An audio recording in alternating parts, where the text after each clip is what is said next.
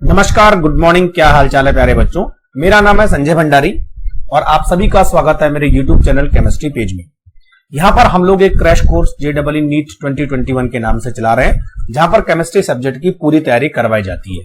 तो बच्चों, इस क्रैश कोर्स के अंदर आपको ये सब चीजें मिलने वाली है। Full chapter revision, online test chapter wise, combined online test, previous year paper solution, practice sheet और डाउट सोल्यूशन, ये सब एकदम फ्री है। तो बच्चों, इस क्रैश कोर्स को कैसे ज्वाइन करना है आपकी स्क्रीन के सामने और इस वीडियो के डिस्क्रिप्शन में कुछ लिंक दिए हैं, वहां से आप इस क्रैश कोर्स को ज्वाइन कर सकते हैं। सबसे पहले इस हफ्ते का आप शेड्यूल नोट कर लीजिए। आज है मंडे यानी 12 अप्रैल। P block full chapter revision 15 से लेकर 18 ग्रुप, 4 ग्रुप का हम डिस्कस करेंगे। उसके 2 दिन बाद NEET previous year paper solution, then उसके बाद JEE main previous year paper solution और सैटरडे को इसका एक ऑनलाइन टेस्ट होने वाला है। तो बच्चों, आज हमारे पास है P block class 12 group 15 to group 18 हम लोग डिस्कस करेंगे। एनसीईआरटी के सारे इंपॉर्टेंट पॉइंट इसमें कवर होंगे। मेन चीजों पर हम लोग ज्यादा ध्यान देंगे। तो चलिए शुरू करते हैं। तो नाइट्रोजन फैमिली में ये हमारे पास एलिमेंट है nitrogen, phosphorus, arsenic, antimony and bismuth. Nana particle Asrani सब बीमार। अब पहले देख लेते हैं कौन मेटल है कौन नॉन मेटल है। तो जो नाइट्रोजन और फास्फोरस है दोनों नॉन मेटल होते हैं। आर्सेनिक और बिस्मथ मेटलॉइड्स यानी सेमी मेटल्स होते हैं। सॉरी, आर्सेनिक और एंटीमनी सेमी मेटल होते हैं और बिस्मथ बच्चों मेटल होता है। तो ऊपर से नीचे आने पर मेटेलिक प्रॉपर्टी इंक्रीज हो रही है। ठीक है, ये ध्यान रखना। अच्छा, अब नाइट्रोजन की कुछ एनोमलस प्रॉपर्टी यानी नाइट्रोजन बाकी एलिमेंट से अलग कैसे है, तो ये सबके लिए होता है। नाइट्रोजन हो चाहे बोरॉन हो चाहे ऑक्सीजन हो वगैरह वगैरह। तो देख लेते हैं। तो नाइट्रोजन का साइज सबसे छोटा है, बिल्कुल। नाइट्रोजन की इलेक्ट्रोनेगेटिविटी सबसे ज्यादा है। नाइट्रोजन की आयोनाइजेशन एंथैल्पी सबसे ज्यादा है। नाइट्रोजन के पास d ऑर्बिटल नहीं होता है, ध्यान रखना है ना, कई बार मैंने बताया है। तो इसी वजह से ये नाइट्रोजन के साथ पी पाई बॉन्डिंग बनेगा और किसी दूसरे एजेंट के साथ भी पी पाई बॉन्डिंग बनाएगा। ठीक है, तो ये 2-3 चीजें आपको याद रखनी है। सारे एलिमेंट में ऐसा ही होता है, जो फैमिली का पहला एलिमेंट होता है।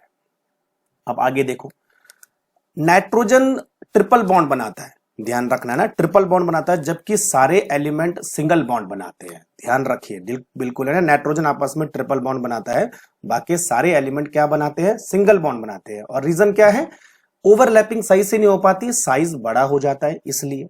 ठीक है, दूसरी चीज, जो नाइट्रोजन का जो ट्रिपल बॉन्ड होता है बच्चों, वो सारे यानी फास्फोरस के सिंगल बॉन्ड और बाकी एलिमेंट के सिंगल बॉन्ड से ज्यादा स्ट्रांग होता है, याद रखिए। ठीक है, लेकिन अगर हम केवल नाइट्रोजन के सिंगल बॉन्ड और फास्फोरस के सिंगल बॉन्ड को कंपेयर करें, तो फास्फोरस का सिंगल बॉन्ड ज्यादा स्ट्रांग होगा बजाय नाइट्रोजन के सिंगल बॉन्ड के। इसका रीजन क्या है बच्चों, नाइट्रोजन का साइज छोटा है और छोटा होने की वजह से इंटर इलेक्ट्रॉनिक रिपल्शन बढ़ जाता है, जैसे फ्लोरीन में होता है, जैसे ऑक्सीजन में होता है। सेम टू सेम कंसेप्ट है। तो पी सिंगल बॉन्ड पी ज्यादा स्ट्रांग होगा बजाय एन सिंगल बॉन्ड एन की। डिफरेंस समझिए ना, यहां पर सिंगल बॉन्ड की बात हो रही है, ट्रिपल बॉन्ड की बात नहीं हो रही है। Clear concept. तो जनरल चीजों में आपको ये पढ़ना है। उसके बाद आपको क्या करना है कि हाइड्राइड 15 ग्रुप के हाइड्राइड उनके बारे में पढ़ना है। और हाइड्राइड में हम क्या क्या पढ़ेंगे देख लीजिए, है ना। ये हमारे पास हाइड्राइड है, हाइड्रोजन के साथ रिएक्शन। तो सब हाइड्राइड में जो इनका ऑक्सीडेशन नंबर होगा वो होगा -3। ठीक है भाई, तो सब -3 वाले होंगे, तो सारे हाइड्राइड होंगे, अमोनिया, फॉस्फीन, ASS3 वगैरह वगैरह। अब कौन सी प्रॉपर्टी आपको इनमें पढ़नी है, देखो। एक तो आपको पढ़ना है पहले बॉन्ड एंगल। पहले देख लीजिए क्या पढ़ना है, बॉन्ड एंगल पढ़ना है, बेसिक स्ट्रेंथ पढ़नी है हाइड्राइड की, थर्मल स्टेबिलिटी पढ़नी है और रिड्यूसिंग नेचर पढ़ना है। ये 4 चीजें ध्यान में रखनी है। ठीक है भाई, सबसे पहले बात करते हैं बच्चों बॉन्ड एंगल। तो ऊपर से नीचे आने पर जो बॉन्ड एंगल है वो डिक्रीज होता है, डिक्रीज है ना, बॉन्ड एंगल, सॉरी डिक्रीज मतलब ऊपर की तरफ आएगा, डिक्रीज होता है।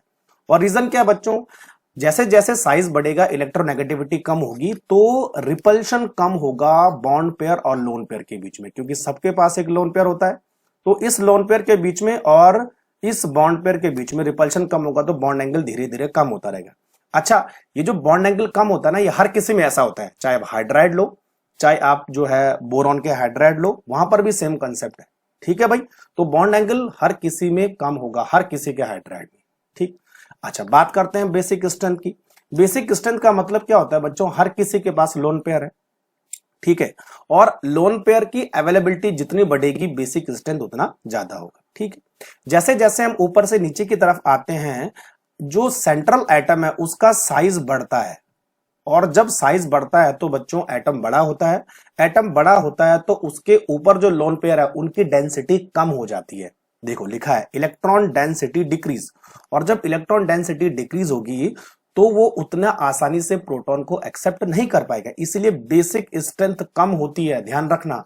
तो NH3 ज्यादा अच्छा बेस है बजाय BiH3 की। Clear? Same to same thermal stability वाला कंसेप्ट है। थर्मल स्टेबिलिटी का मतलब क्या होता है कि आपको M और H बॉन्ड को तोड़ने में कितना एनर्जी लगेगी, ठीक है।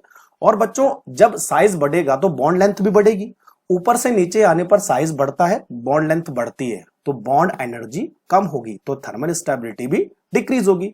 यानी BiH3 को तोड़ना आसान है, NH3 को तोड़ना मुश्किल है। और तीसरी चीज है रिड्यूसिंग नेचर, ये उल्टा होता है, रिड्यूसिंग नेचर इंक्रीज होता है। अच्छा देखो, रिड्यूसिंग नेचर का मतलब क्या होता है कि किसी एटम की H देने की प्रोबेबिलिटी कितनी है, क्या देने की, हाइड्रोजन देने की प्रोबेबिलिटी कितनी है।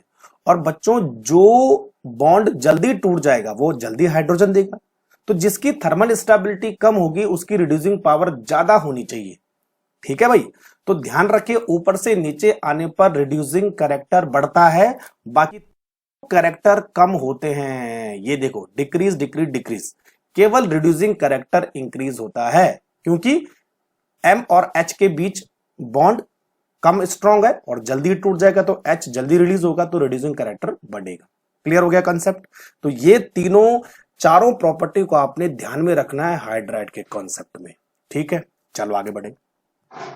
अच्छा एक और चीज, अगर आप NH3 का डायग्राम देखें तो 107 डिग्री का एंगल बनता है, एक लोन पेयर 3 बॉन्ड पेयर, और जो ज्योमेट्री होती है पिरामिडल होती है।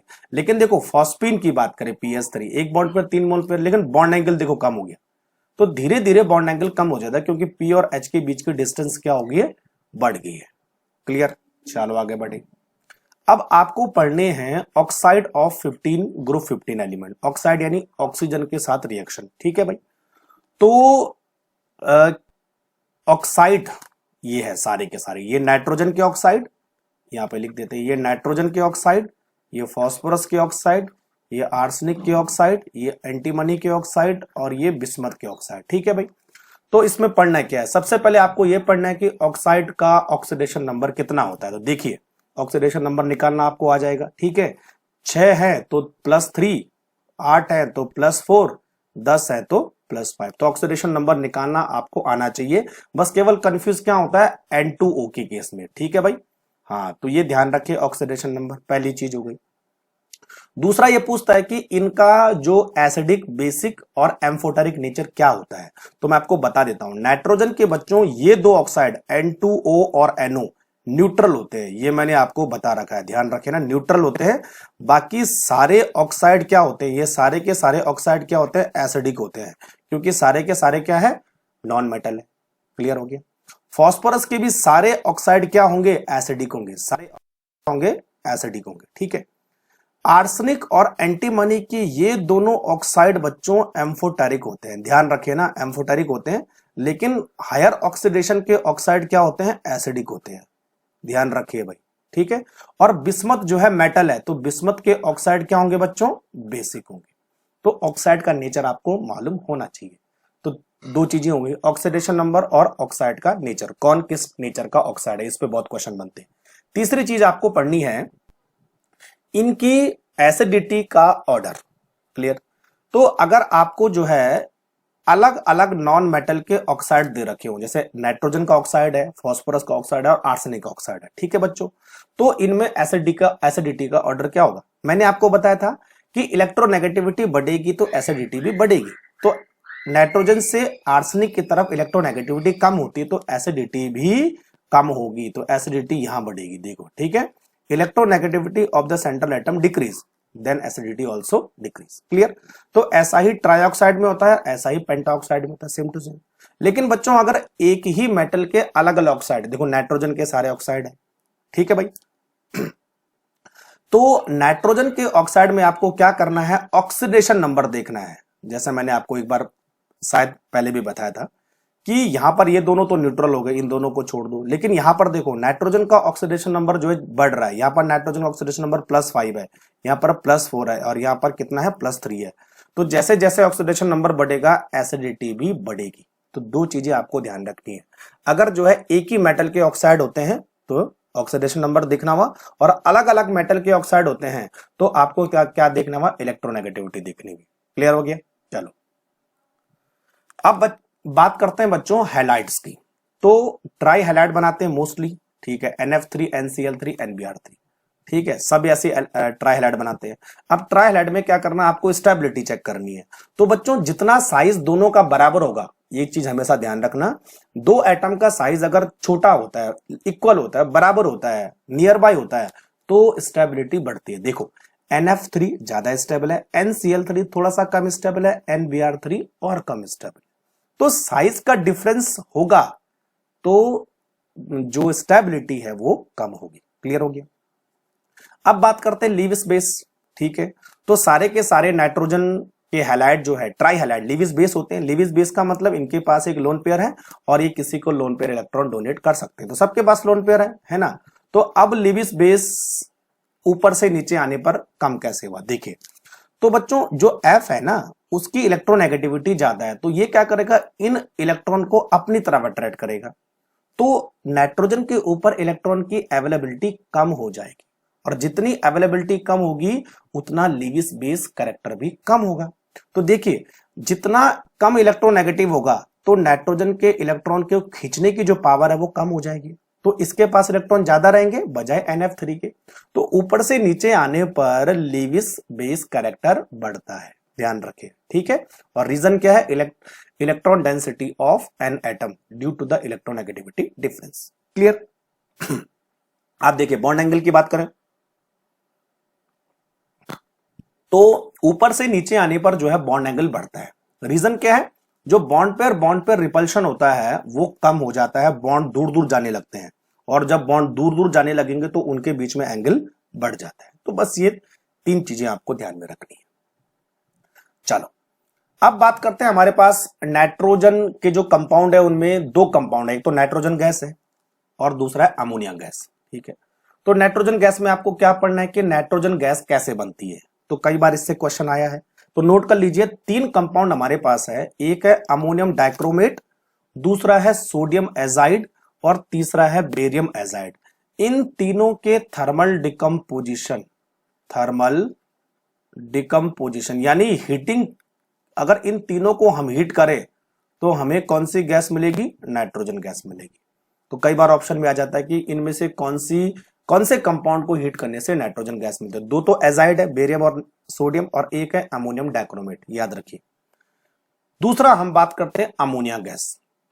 तो अमोनिया गैस को बनाने के कई तरीके हैं, लेकिन सबसे इंपॉर्टेंट एक तरीका है जिसका नाम है हैबर प्रोसेस। और बच्चों हैबर प्रोसेस एक इंडस्ट्रियल प्रोसेस है ना, ध्यान रखना, लार्ज स्केल में इसको हम बनाते हैं हैबर प्रोसेस से।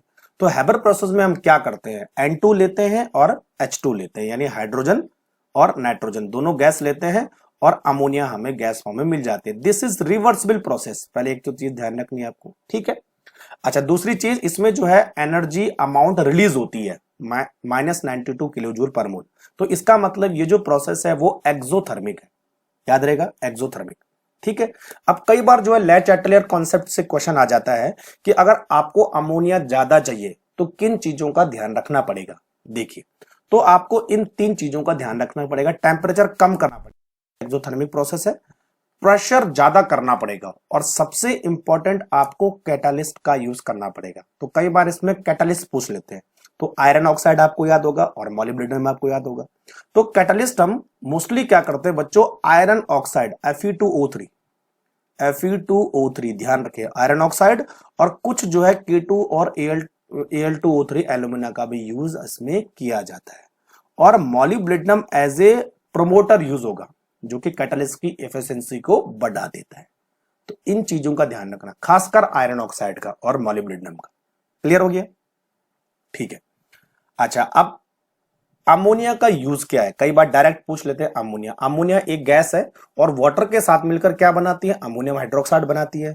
तो अमोनिया एक्चुअल में बेसिक नेचर शो करती है, बेसिसिटी, बेसिक कंपाउंड है, ठीक है भाई। तो अमोनिया का मेन यूज होता है डिटेक्शन ऑफ मेटल, जैसे कॉपर और सिल्वर का डिटेक्शन करने के लिए काम आती है। कैसे, देखिए यहां पर मैं दो रिएक्शन आपको दिखा रहा हूं। कॉपर +2 है, यानी कॉपर सल्फेट का हम लेते तो ब्लू कलर होता है, और जब बच्चों ये अमोनिया के साथ रिएक्शन करता है तो एक कॉम्प्लेक्स कंपाउंड बनाता है, उसका कलर और डीप ब्लू हो जाता है, तो ये डिटेक्शन में काम आता है, ठीक है। उसी तरह हम AgCl की बात करें तो आपको पता है AgCl जो है व्हाइट पीपीटी होता है, व्हाइट कलर का होता है AgCl, ठीक है। और AgCl के साथ अगर अमोनिया यूज करते हैं, यानी अमोनिया के साथ रिएक्शन करते हैं, तो एक कॉम्प्लेक्स कंपाउंड मिलता है जिसका कलरलेस होता है, यानी कलर निकल जाता है उसका, ठीक है। तो पीपीटी जो है डिसॉल्व हो जाता है, ऐसा हम बोल सकते हैं, ठीक है। तो ये कॉपर और जो Ag है, सिल्वर है, उसके डिटेक्शन में काम आता है, याद रखिए। तो इन चीजों को आपको याद रखना है नाइट्रोजन के केस में और अमोनिया के केस में। आगे बढ़े। अच्छा, अब बात करते हैं बच्चों ऑक्साइड्स ऑफ नाइट्रोजन। इससे भी कई बार क्वेश्चन था, केवल नाइट्रोजन के ऑक्साइड है, सारे ऑक्साइड नहीं, सारे मैंने अभी डिस्कस कर लिए थे। तो नाइट्रोजन के ऑक्साइड में किन चीजों का ध्यान रखना है, टेबल देखिए। सबसे पहले सारे ऑक्साइड आपको बनाने हैं, N2O, NO, N2O3, NO2, N2O4 और N2O5। क्लियर हो गया। एक तो इनके ऑक्सीडेशन नंबर को आपको याद रखना है, तो +1, +2, +3, +4, +4 एंड +5। क्लियर। दूसरा बच्चों आपको याद रखना है कि कौन न्यूट्रल है और कौन एसिडिक है। तो ये दोनों न्यूट्रल है, ऊपर के N2 मालूम है ना, न्यूट्रल है और बाकी सारे एसिडिक हैं। ऊपर से नीचे एसिडिटी बढ़ेगी क्योंकि ऑक्सीडेशन नंबर बढ़ रहा है। क्लियर हो गया। तीसरी चीज आपको क्या याद रखनी है कि कौन कलर्ड होता है और कौन कलरलेस होता है। केवल यहां पर दो ही कलर्ड है, देखो N2O3 जो है ब्लू कलर है, केवल कलर है ना, बाकी और कुछ याद नहीं रखना है। और NO2 जो है ब्राउन है, बाकी सारे बच्चों कलरलेस है, ध्यान रखिए सारे कलरलेस है। तो इनको याद रखने की जरूरत नहीं, केवल इन दोनों को याद रखिए, एक ब्लू है और एक ब्राउन है। क्लियर। तीसरी चीज, कई बार इनके स्ट्रक्चर से क्वेश्चन आ जाता है, ठीक है। तो स्ट्रक्चर आपको अगर लीविस डॉट सिंबल आपको बनाने आते हैं तो आपको आसानी से आ जाएगा, ठीक है। देखो N2O ऑड इलेक्ट्रॉन, N2O इस तरह बनेगा, NO ऑड इलेक्ट्रॉन मॉलिक्यूल होता है। ये दोनों बच्चों लीनियर होते हैं, है ना, ध्यान रखिए लीनियर होते हैं। बात रही N2O3 की, N2O3 तो हमेशा इसके बीच में N सिंगल बॉन्ड N होगा और इसको हम बोलेंगे प्लेनर ज्योमेट्री। क्लियर हो गया। बात रही NO2 की, NO2 बच्चों ट्रायंगुलर होता है, ट्रायंगुलर, ठीक है, ट्रायंगुलर बेंट शेप होता है, हम इसको बोल सकते हैं बेंट शेप, ठीक है। और रही बात जो है N2O4 और N2O5 की, तो दोनों ही प्लेनर होता है, प्लेनर होता है, ठीक है। इसमें देखो पहले के दो लीनियर है और NO2 ट्रायंगुलर है, बाकी सारे प्लेनर है। क्लियर हो गया। और कई बार ये पूछ लेते हैं कि NON बॉन्ड किस में होता है, तो NON बॉन्ड किस में होता है, केवल N2O5 में NON बॉन्ड। क्लियर हो गया। और एक चीज सबसे इंपॉर्टेंट, इनके मैग्नेटिक प्रॉपर्टी के बारे में भी कई बार पूछ लेते हैं, ध्यान रखें ना मैग्नेटिक प्रॉपर्टी। तो आपको एक चीज याद रखनी, या तो पैरामैग्नेटिक होगा या तो डायमैग्नेटिक। तो कौन पैरा है कौन डायमैग्नेटिक है, ये डिसाइड करना काफी मुश्किल हो जाता है। तो मैं यहां पे लिखता हूं पैरा एंड डाई। डाई का मतलब सारे इलेक्ट्रॉन पेयर्ड, और पैरा का मतलब कुछ जो है अनपेयर्ड इलेक्ट्रॉन इसमें होते हैं, ये मालूम है। तो बच्चों आप क्या करो, सारे मॉलिक्यूल के total number of electron count करो। देखो जहां पर N सिंगल आता है, देखो यहां पर N सिंगल है और यहां पर भी N सिंगल है, देखो ध्यान रखो ना, इन दोनों में N सिंगल है, बाकी O जो है, देखो O में तो 6 होते हैं और N सिंगल है, तो यहां पर टोटल इलेक्ट्रॉन कितने होंगे 13, और यहां पर कितने होंगे 6 6 12 और 12 और 5 17, यानी चाहे वैलेंस कर लो चाहे टोटल लिख लो। तो बच्चों केवल इन दोनों में ही ऑड इलेक्ट्रॉन आते हैं, ऑड इलेक्ट्रॉन आते हैं, और जहां ऑड इलेक्ट्रॉन होते हैं इसका मतलब वो पैरामैग्नेटिक होता है। बाकी सारे नाइट्रोजन के ऑक्साइड डायामैग्नेटिक होते हैं, क्योंकि सब में जो है इवन नंबर ऑफ इलेक्ट्रॉन आएंगे। समझे बात मेरी। तो केवल इन दोनों का आपको ध्यान रखना है, NO और NO2 का। N सिंगल है तो ऑड इलेक्ट्रॉन होंगे, और ऑड इलेक्ट्रॉन का मतलब दोनों पैरामैग्नेटिक होंगे, बाकी सारे के सारे डाईमैग्नेटिक होते हैं। तो तीन चीजें ध्यान रखनी है, ऑक्सीडेशन नंबर, कलर, स्ट्रक्चर, और पैरा है कि डाईमैग्नेटिक है। क्लियर हो गया। आगे बढ़े। तो ये तो नाइट्रोजन के बारे में था। अब बात करते हैं नाइट्रिक एसिड। नाइट्रिक एसिड मतलब HNO3, ठीक है। नाइट्रिक एसिड स्ट्रॉन्ग एसिड है, जैसे सल्फ्यूरिक एसिड है उसी तरह नाइट्रिक एसिड भी है, ठीक है। अब इसमें सबसे इंपॉर्टेंट है कि नाइट्रिक एसिड को बनाया कैसे जाता है। तो इसमें एक नेम रिएक्शन, एक नेम प्रोसेस है, जैसे हैबर हमने पढ़ी थी उसी तरह यहां पर है ओस्टवाल्ड प्रोसेस, याद रहेगा ओस्टवाल्ड प्रोसेस, ठीक है भाई। ओस्टवाल्ड प्रोसेस ध्यान रखना ना, कई बार नाम से आ जाता है, जैसे हैबर अमोनिया के लिए, ओस्टवाल्ड नाइट्रिक एसिड के लिए। तो नाइट्रिक एसिड ओस्टवाल्ड प्रोसेस से कैसे बनता है, देखिए 3 प्रोसेस है। सबसे पहले हमें नाइट्रोजन चाहिए तो नाइट्रोजन को जलाते हैं, ऑक्सीजन के साथ तो क्या मिलता है, पहले NO मिलता है। और बच्चों एक चीज हमेशा ध्यान रखनी, कैटलिस्ट प्रोसेस में हमेशा कैटलिस्ट का ध्यान रखना है। तो यहां पर प्लेटिनम एंड रोनियम 2 कैटलिस्ट यूज होते हैं। तो पहले नाइट्रिक ऑक्साइड बनता है, उसके बाद नाइट्रिक ऑक्साइड जो है नाइट्रोजन डाइऑक्साइड बनाता है, दोबारा ऑक्सीजन के साथ रिएक्शन। अब आपको नाइट्रिक एसिड बनाना है तो नाइट्रोजन डाइऑक्साइड को वाटर के साथ मिक्स करेंगे तो नाइट्रिक एसिड हमें मिल जाएगा। क्लियर। एसिड रेन में आपने पढ़ा होगा कि नाइट्रोजन के ऑक्साइड जो है वाटर के साथ मिलकर क्या बनाते हैं, नाइट्रिक एसिड बनाते हैं। और नाइट्रोजन के ऑक्साइड कब मिलेंगे, जब हम अमोनिया को बंद करेंगे। तो याद करने का बहुत तरीका, लेकिन ध्यान रखिए प्लेटिनम एंड रोनियम 2 कैटलिस्ट इसमें यूज होते हैं, ठीक है भाई। चलो अब सबसे इंपॉर्टेंट चीज, कई बच्चे बोलते हैं कि इतनी सारी रिएक्शन पी ब्लॉक में कैसे याद करें। तो बच्चों रिएक्शन सारी याद करने की जरूरत नहीं है, कुछ इंपॉर्टेंट रिएक्शन होते हैं जिनसे मैक्सिमम क्वेश्चन आते हैं और हर बार उन्हीं से क्वेश्चन आता है, तो वो याद रखना है। तो नाइट्रिक एसिड में आपको 2 रिएक्शन याद रखनी है, reaction of nitric acid with copper.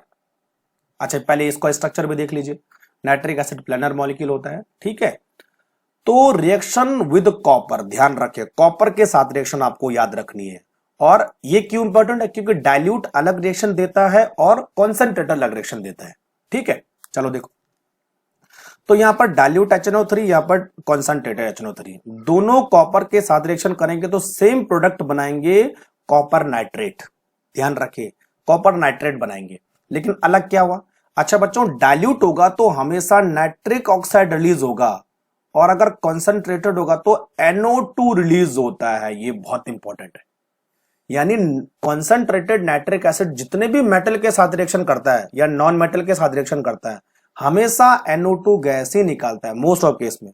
और डाइल्यूट अगर किसी मेटल और नॉन मेटल के साथ रिएक्शन करेगा तो कौन सी गैस निकलेगी, NO।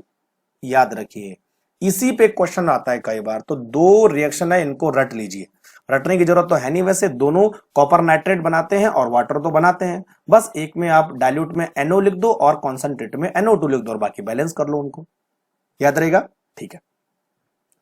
अच्छा नाइट्रिक एसिड जो है कुछ ऐसे मेटल होते हैं जिनके साथ रिएक्शन नहीं करता, जैसे क्रोमियम एंड एल्युमिनियम, ठीक है। इसका रीजन बच्चों क्या है कि जैसे ये इनके साथ रिएक्शन करता है एक फिल्म यानी लेयर बन जाती है इन मेटल की सरफेस पे, तो वो उसके बाद नाइट्रिक एसिड उन मेटल्स को डिसॉल्व नहीं कर पाता, रिएक्शन नहीं कर पाता, ठीक है भाई।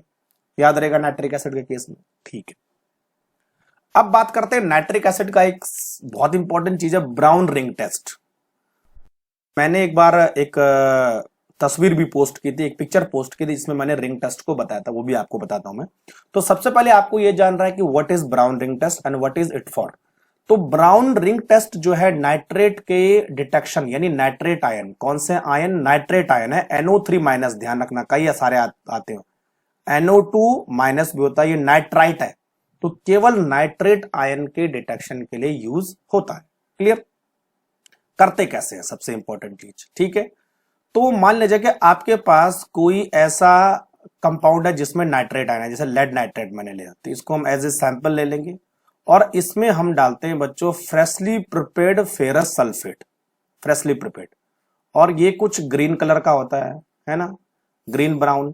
उसके बाद हम जो है थोड़ा रिएक्शन को होने देते हैं, यानी हिलाते हैं, और उसके बाद जो है हम इसमें डालते हैं concentrated H2SO4 drop by drop with the help of pipette, ठीक है।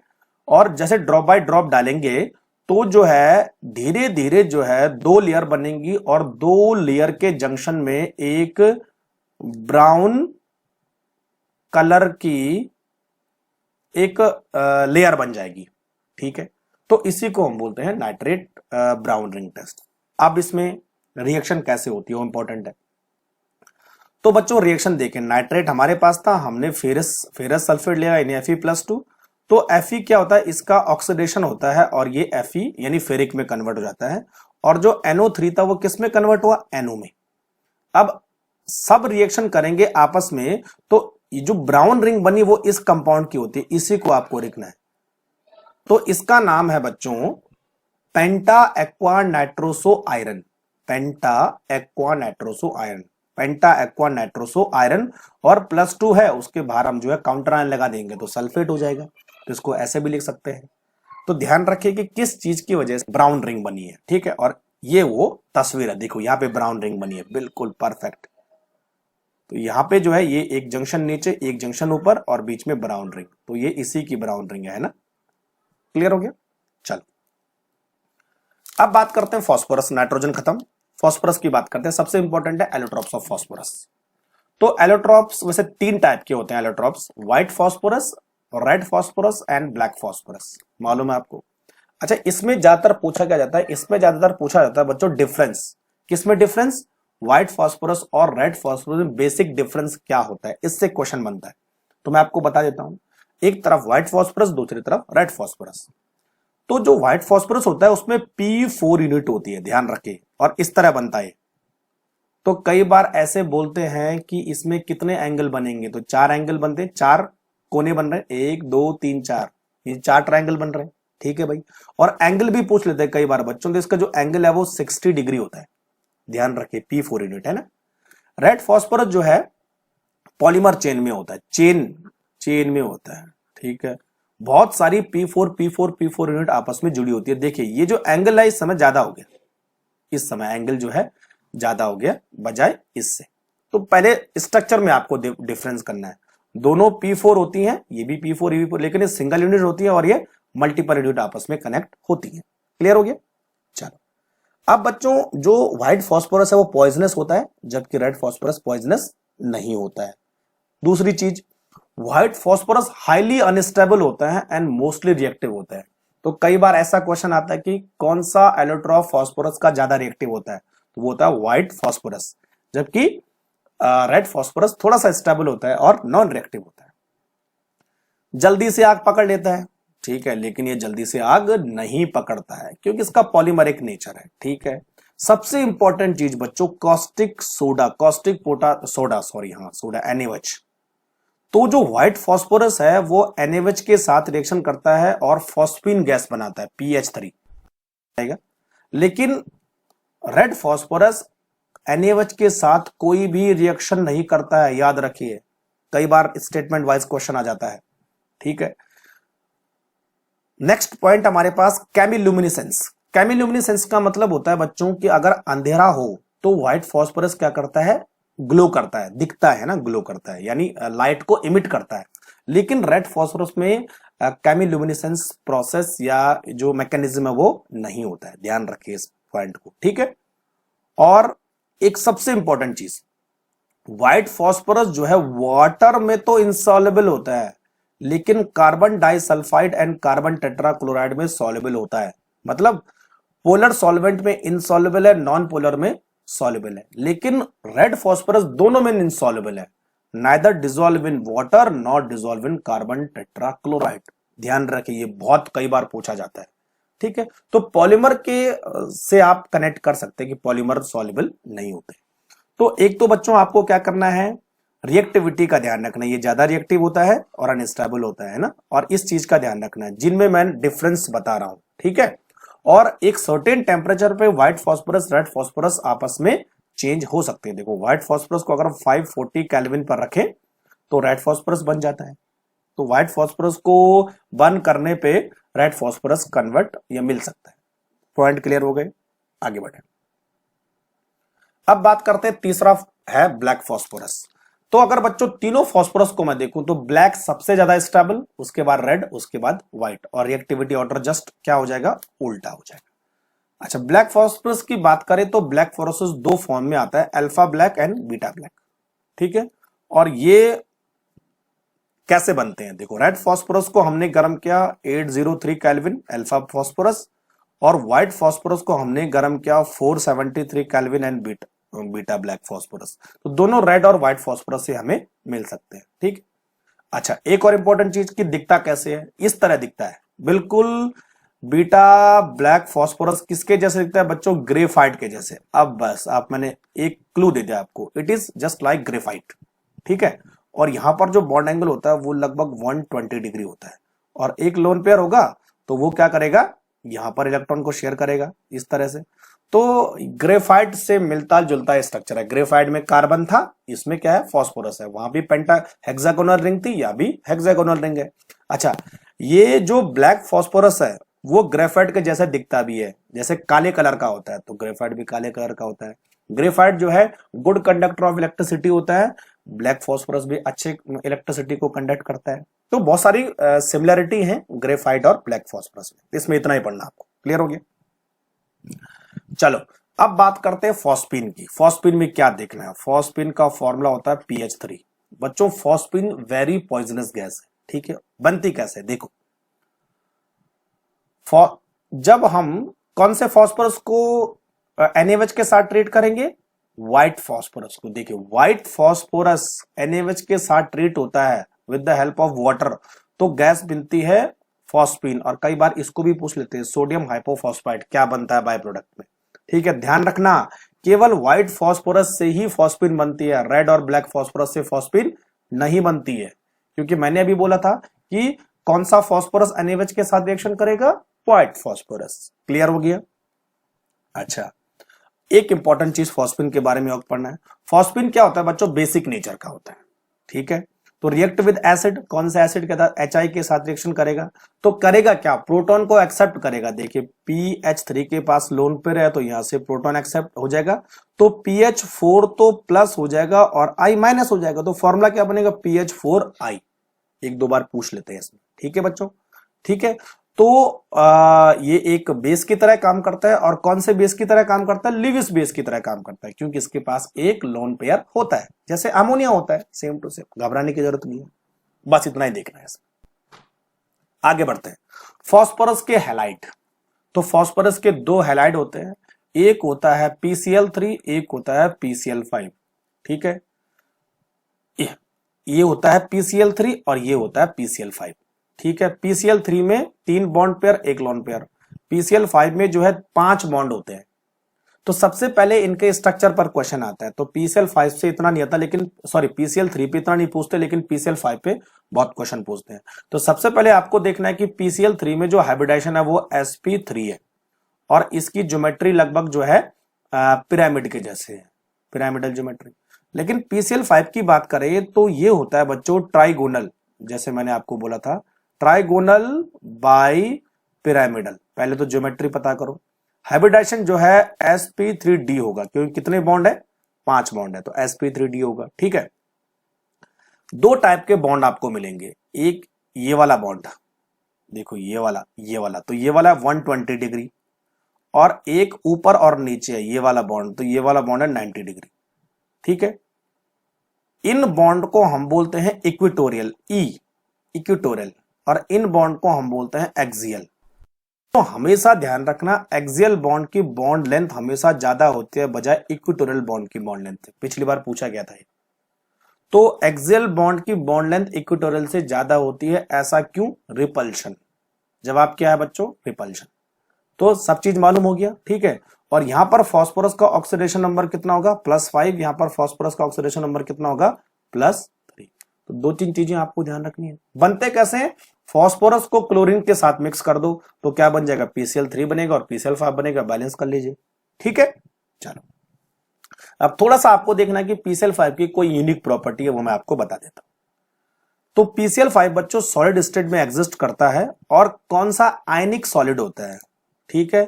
तो प्लस और माइनस ऐसे करता है, PCl4 प्लस और PCl6। ठीक है। तो यानी PCl5 को अगर हम दुगना कर दें तो P2Cl6 होता है, तो ये पूरा P2Cl6, यानी PCl6 माइनस और PCl4 प्लस, यानी आयनिक और कैटायनिक और एनायनिक। तो जो कैटायनिक होगा बच्चों वो टेट्राहेड्रल होता है, देखिए, और जो एनायनिक होता है वो ऑक्टाहेड्रल होता है। तो यहां पर जो है इसका हाइब्रिडाइजेशन sp3 होगा, इसका हाइब्रिडाइजेशन होगा कितना होगा sp3d2 ऑक्टाहेड्रल। तो ये थोड़ा ध्यान रखना है, ठीक है भाई, कंफर्म। इतना ही पढ़ना है बस PCl3 और PCl5 के बारे में। चलिए आगे बढ़े, एक और छूट गया। PCl5 को अगर हीट करोगे तो PCl3 और Cl2 में टूट जाएगा, बिल्कुल सही, ऐसे कुछ बनता है ना, बस कुछ ज्यादा इंपॉर्टेंट नहीं है। चलो आगे सबसे important oxo acids of phosphorus, इस पे बहुत सारे क्वेश्चन बनते हैं और कई बार पूछे भी गए बेजुल्म, ठीक है। ऑक्सो एसिड ऑफ फास्फोरस और टेबल के माध्यम से मैं आपको समझाऊंगा, ठीक है। तो देखो ये टेबल है, ये सारे ऑक्सो एसिड के आपको स्ट्रक्चर, ऑक्सीडेशन नंबर और नाम तो याद होने चाहिए। तो सबसे पहले बच्चों हाइपो से स्टार्ट करते हैं, हाइपोफॉस्फोरस, ऑर्थोफॉस्फोरस एंड पायरोफॉस्फोरस। ये रस हो गया, रस का मतलब ऑक्सीडेशन नंबर कम, और सेम टू सेम इक हो गया रिक, हाइपोफॉस्फोरिक, ऑर्थोफॉस्फोरिक एंड पायरोफॉस्फोरिक। तो इसका मतलब ऑक्सीडेशन नंबर ज्यादा। तो फास्फोरस का मैक्सिमम ऑक्सीडेशन नंबर कितना हो सकता है +5, क्लियर, और मिनिमम कितना हो सकता है यहां पर कितना है +1, ठीक है भाई। तो सबसे पहले आपको इनके नाम और इनके स्ट्रक्चर मालूम होने चाहिए। तो H3PO2 याद रखने का, देखो H3PO2, H3PO3, फिर जो है इनको जोड़ देंगे दोनों को, तो ये पैरो बन जाएगा, ठीक है। जैसे लिखा है ना ऑर्थोफॉस्फोरस एसिड और पायरोफॉस्फोरस एसिड, पायरो का मतलब होता है दो फॉस्फोरस एसिड आपस में जुड़े हैं, तो इन दोनों को जोड़ दें तो ये बन जाता है, क्लियर हो गया। उसी तरह hypophosphoric acid, orthophosphoric acid and pyrophosphoric acid, pyro का मतलब जो है दो फॉस्फोरिक एसिड हमने आपस में कनेक्ट कर दिए, इन दोनों को कनेक्ट कर दिया तो ये मिल गया हमें, ठीक है। तो इनके स्ट्रक्चर और ऑक्सीडेशन नंबर सबसे पहले आपको तो याद होने चाहिए, तो ऑक्सीडेशन नंबर निकालना तो आसान है। दूसरा, इनके जो ऑर्बिटल डायग्राम है वो आपको आने चाहिए, मतलब कितने H है कितने OH है। देखो तो H3PO2 की बात करें तो एक तो ध्यान रखना, डायग्राम बनाने से पहले आपको P डबल बॉन्ड O तो बनाना है। जितने भी ऑक्सो एसिड है सब में P डबल बॉन्ड O तो रहता ही रहता है, ठीक है, और एक OH तो होगा ही होगा, और बाकी 2 H बचे, तो क्या बना H3PO2, ठीक है। दूसरा H3PO3, तो एक H की जगह में अब एक OH और आ गया, लेकिन P डबल बॉन्ड O तो रहेगा। तीसरा हो गया H3PO4, तो तीनों OH आ गए इस समय और P डबल बॉन्ड O रहने वाला है। चौथा देखिए H4P2O7, तो इसी को जो है डबल कर लिया ना, इसके 2 मॉलिक्यूल जोड़ दिए और -H2O कर दिया, तो ये बन गया। अभी भी जो है P डबल बॉन्ड O रहेगा, लेकिन PO बॉन्ड आ गया, क्लियर। और सबसे तीसरा है H4P2O5, तो यहां पर भी ऐसे ही है, ठीक है, H4P2O5, इसको हमने जोड़ा। तो इसके स्ट्रक्चर पूछ लेता है कई बार कि भाई स्ट्रक्चर कैसे है, P double bond O bond कितने हैं, POH बॉन्ड कितने हैं, कई बार POH बॉन्ड गिनने के लिए भी आ जाते हैं, ठीक है, और PH बॉन्ड गिनने के लिए भी आ जाते हैं, क्लियर हो गया। अच्छा, सबसे इंपॉर्टेंट पूछता क्या है, देखो रिड्यूसिंग पावर, अभी मैं आपको बता देता हूं, है ना, रिड्यूसिंग पावर, ठीक है। तो रिड्यूसिंग पावर जानने का सबसे अच्छा तरीका है, जिस कंपाउंड के पास मैक्सिमम पीएच बॉन्ड होंगे वो उतना ही अच्छा रिड्यूसिंग एजेंट होगा। क्या, जिसके पास मैक्सिमम पीएच होंगे, तो मैक्सिमम पीएच किसके पास है, H3PO2 के पास। तो इन सब में से H3PO2 is best reducing agent, clear हो गया, ठीक है, क्योंकि इसके बाद 2 पीएच बॉन्ड है, बाकी किसी के बाद 2 पीएच बॉन्ड है नहीं, ठीक है, सिंगल में से, क्लियर हो गया। तो एक तो ये ध्यान रखना है। दूसरा पूछता है बच्चों की डाइबेसिक एसिड है या मोनोबेसिक एसिड है। देखो डाइबेसिक एसिड है सारे, ट्राइबेसिक एसिड है या टेट्राबेसिक एसिड है, कैसे पता चलेगा, नंबर ऑफ OH ग्रुप, जितने ज्यादा यानी जितने OH ग्रुप होंगे, यानी एक OH ग्रुप होगा तो मोनोबेसिक, 2 OH ग्रुप होंगे तो डाइबेसिक, 3 होंगे तो ट्राइबेसिक, 4 होंगे तो टेट्राबेसिक। देखो H3PO2 में एक OH ग्रुप है तो ये मोनोबेसिक एसिड है, इसमें 2 OH ग्रुप है तो ये डाइबेसिक एसिड है, इसमें 4 OH ग्रुप है, देखिए 4 OH ग्रुप है तो टेट्रा बेसिक एसिड है, और इसमें 3 OH ग्रुप है तो ये क्या है, ट्राइबेसिक एसिड है। तो एक ये पूछता है कई बार कि कौन सा स्ट्रक्चर किस टाइप की एसिडिटी शो करेगा, मोनोबेसिक, डाइबेसिक, ट्राइबेसिक, टेट्राबेसिक, किस पे डिपेंड करेगा, नंबर ऑफ OH कितने हैं। तो 2 चीजें आपको ध्यान रखनी है, रिड्यूसिंग कैरेक्टर पीएच बॉन्ड पे डिपेंड करेगा और डाइबेसिक मोनोबेसिक किस पे डिपेंड करेगा, नंबर ऑफ ओएच ग्रुप पे। क्लियर हो गया? ठीक है, आगे बढ़ते हैं। एक दो और है। इसका नाम है बच्चों साइक्लोट्राइमेटा, साइक्लो ट्राइमेटा फॉस्फोरिक एसिड। इसमें क्या होता है, HPO3 के 3 मॉलिक्यूल आपस में साइक्लिक बनाते हैं। देखो HPO3, तो HPO3 एक ये हो गया, HPO3 दूसरा ये हो गया और HPO3 तीसरा ये हो गया। ठीक है, तो तीनों मिलके आपस में क्या बनाते हैं, एक ट्राइमर बना लेते हैं जिसका नाम है साइक्लोट्राइमेटा फॉस्फोरिक एसिड। ठीक है, अब इससे पूछता क्या है, कितने पी डबल बॉन्ड ओ है, तो कितने पी है, 1 2 3 3, और कितने पीओएच है, पीओएच बॉन्ड कितने हैं, तो वो भी कितने हैं बच्चों, 3 है, और कितने पीओपी बॉन्ड है, पीओपी बॉन्ड कितने हैं, 3 है। तो इस तरह पूछता है इससे कई बार, है ना, तो 3 3 ही आ रहे हैं सब में। ठीक है भाई, तो ये ध्यान रखना। और ऑक्सीडेशन नंबर कितना हो रहा है, +5, 5 ही बॉन्ड तो है। ठीक है, और एक है पॉलीमेटाफॉस्फोरिक एसिड HPO3, ये वाला HPO3 का N, तो आपस में कनेक्ट होते हैं, तो ये बच्चों क्या होगा, मोनोबेसिक एसिड होगा, है ना, मोनोबेसिक एसिड, और इसको हम बोल सकते हैं ट्राइबेसिक एसिड। क्लियर? तो इससे इस तरह के क्वेश्चन पूछे जाते हैं, तो इस तरह ध्यान रखना आपको। चलो आगे बढ़े। इसमें 2-3 चीज इंपॉर्टेंट मैंने अभी आपको बता दिया कि पीओएच बॉन्ड क्या बताएगा, बेसिसिटी को बताएगा, नहीं एसिडिटी को बताएगा ना, कितने किस टाइप का एसिड है, क्योंकि ये आयोनाइजेबल होता है।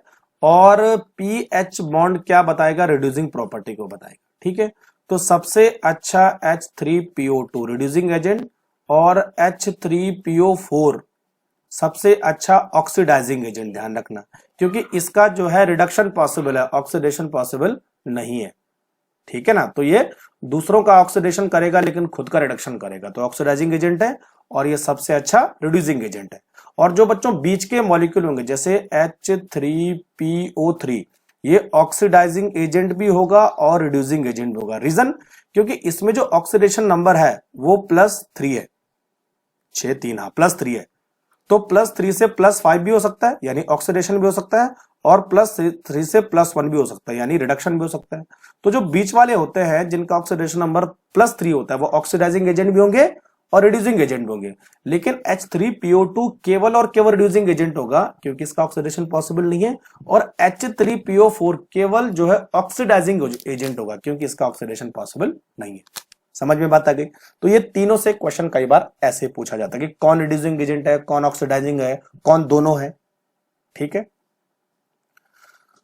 अच्छा देखो, है ना, अब ये क्या बोल रहा है कि जो +3 ऑक्सीडेशन स्टेट है फॉस्फोरस की, वो डिसप्रोपोर्शनेशन हो सकती है। आप देखो ये वाली कहानी है H3PO3, तो H3PO4 और PS3 बन सकते हैं।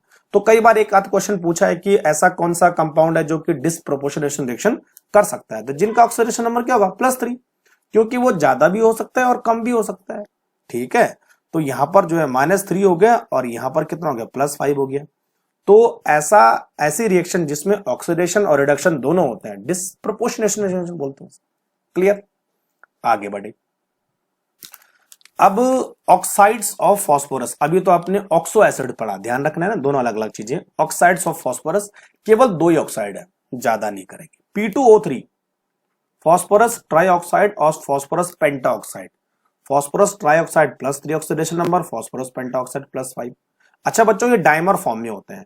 P2O3 का अगर हम डाइमर बनाएंगे तो डबल हो जाएगा P4O6, और P2O5 का डाइमर बनाएंगे तो P4O10 होता है। तो 2 हमारे पास इस तरह के ऑक्साइड्स होते हैं फास्फोरस के। अब इनसे क्वेश्चन कैसे आता है, ऑक्सीडेशन नंबर तो पूछ ही लेते हैं, मैं इनके स्ट्रक्चर के बारे में पूछ लेते हैं। देखो P4O6 और P4O10 ये दोनों हैं। तो बच्चों P4O6 में ये पूछता है कि कितने POP बॉन्ड है, तो कितने POP बॉन्ड है, देखो 1 2 3 4 5 और 6 POP बॉन्ड है। तो इस तरह आपको बनाना है, ध्यान रखना है ना। और फास्फोरस का ऑक्सीडेशन नंबर कितना है, +3। ठीक, अच्छा P4O10 की बारी आती है तो ऑक्सीडेशन नंबर +5 हो जाता है। कितने POP बॉन्ड है, अभी भी 6 POP बॉन्ड है, लेकिन इसमें बच्चों P double bond O bond भी है। देखो 1 2 3 4, वो कितने हैं, 4 बॉन्ड है। क्लियर हो गया? तो ये तीन चीजें आपने ध्यान रखनी है, ऑक्सीडेशन नंबर, कितने पीओपी बॉन्ड है, ठीक है, डिफरेंस क्या है, बस यहां पीओ एक्स्ट्रा है, बाकी सब कुछ सेम है, बस 4 एक्स्ट्रा आ गए। चलो, तो फास्फोरस का खेल खत्म।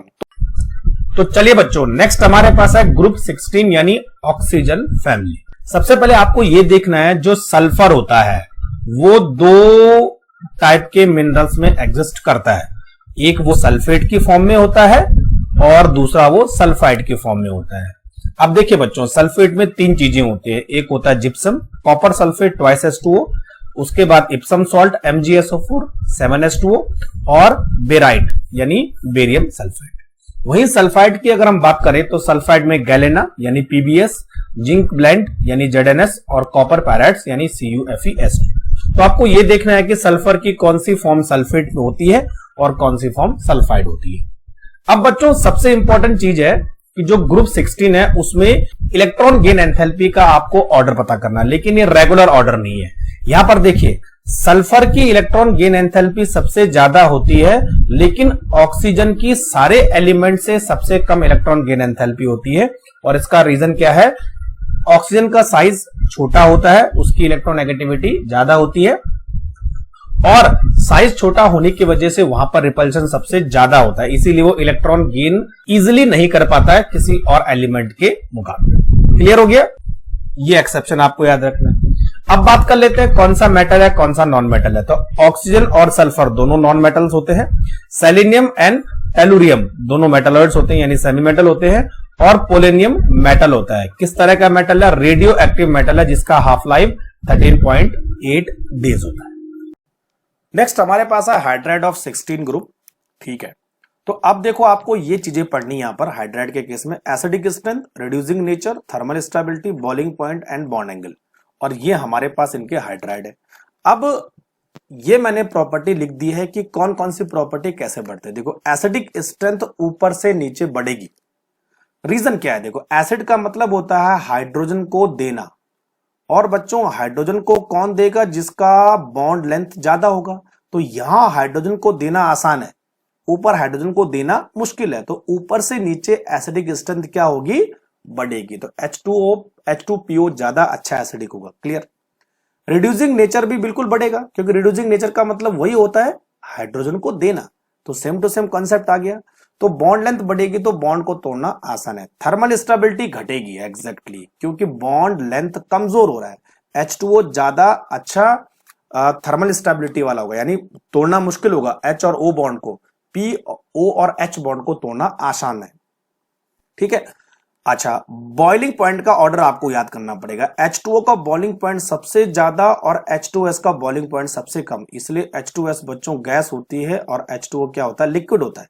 इसके पीछे रीजन है हाइड्रोजन बॉन्डिंग। तो बॉइलिंग पॉइंट का ऑर्डर थोड़ा सा एकदम परफेक्ट नहीं है कि ऊपर से जो घट रहा है बढ़ रहा है, बीच में आता है, तो ये आप देख लेना, H2O ज्यादा, H2T H2SC, देन लास्ट में H2S।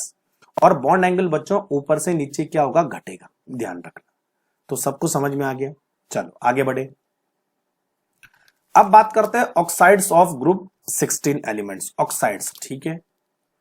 तो ये दो तरह के ऑक्साइड बनाते हैं, dioxide and trioxide, ठीक है। तो अभी केवल हम बात करते हैं डाई ऑक्साइड पे, ठीक है। तो SO2 SeO2 TeO2 and PoO2, ठीक है। और H2O कोई भी ऑक्साइड नहीं बनाता, वो उसका हाइड्राइड है एक्चुअल में, ठीक है। चलो अब देखते हैं ऑक्साइड में हमें क्या चीज पढ़नी है, दो चीजें पढ़नी है, एक तो एसिडिक स्ट्रेंथ और दूसरा रिड्यूसिंग पावर। तो बच्चों एसिडिक प्रॉपर्टी जो है डाई ऑक्साइड की डिक्रीज होती है, ऐसा क्यों, क्योंकि ऊपर से नीचे आने पर क्या प्रॉपर्टी बढ़ रही है, मेटेलिक प्रॉपर्टी बढ़ रही है। और मेटल के जो ऑक्साइड होते हैं वो क्या होते हैं, बेसिक होते हैं। तो इसका मतलब जो है जितना ज्यादा नॉन मेटल होगा उतना ही ज्यादा उसका ऑक्साइड क्या होगा, एसिडिक होगा। तो सीधी सी बात है, ऊपर से नीचे आने पर मेटेलिक प्रॉपर्टी बढ़ रही है तो बेसिक ऑक्साइड बढ़ेंगे, तो एसिडिक ऑक्साइड क्या होंगे, डिक्रीज होंगे, ठीक है। दूसरी इंपॉर्टेंट, रिड्यूसिंग प्रॉपर्टी क्या हो रही है, डिक्रीज हो रही है, रिड्यूसिंग प्रॉपर्टी डिक्रीज हो रही है, ऐसा क्यों। देखो, तो जो सल्फर है वो मोस्टली जो है +6 में एग्जिस्ट करता है, जब पोलेनियम है वो +4 में एग्जिस्ट करेगा। तो इसमें देखिए, इसमें क्या है कि ऊपर से नीचे आने पर जो है +4 ऑक्सीडेशन नंबर जो है ज्यादा स्टेबल होता है, और +4 ऑक्सीडेशन नंबर स्टेबल होने से रिड्यूसिंग प्रॉपर्टी क्या होगी, डिक्रीज होगी। यानी जो है ये जो पीओ है ये बेस्ट ऑक्सीडाइजिंग एजेंट होगा और सल्फर क्या है, बेस्ट रिड्यूसिंग एजेंट होगा। क्लियर हो गया बस। तो ऑक्सीडेशन नंबर का ही कंसेप्ट इसमें आता है। आगे बढ़े, अब बात करते हैं बच्चों हैलाइड्स ऑफ ग्रुप 16। ठीक है, तो हेलोजन के साथ रिएक्शन हो सकती है, तो फ्लोरीन के साथ, क्लोरीन के साथ, ब्रोमीन के साथ और आयोडीन के साथ बनाते हैं। लेकिन बच्चों जो मेटल फ्लोराइड है वो ज्यादा स्टेबल होते हैं बजाय मेटल आयोडाइड के। ऐसा क्यों? क्योंकि साइज जितना जो है बराबर होगा उतनी स्टेबिलिटी ज्यादा होगी। क्लियर हो गया पहला कंसेप्ट। दूसरा, और हेक्सा हैलाइड में बच्चों हेक्सा फ्लोराइड जो है ज्यादा स्टेबल होते हैं। ठीक है, तो इसके फ्लोराइड जो है 3 टाइप के हो सकते हैं। देखो, एक तो होते हैं हेक्सा फ्लोराइड यानी MF6, दूसरे फ्लोराइड होते हैं MF4 टेट्राफ्लोराइड और तीसरे फ्लोराइड होते हैं MF या MCl, जो भी हो, MX टाइप के करे ज्यादा अच्छा रहेगा। MX4, MX6, MX2। क्लियर हो गया। और एक वो है M2X2। क्लियर।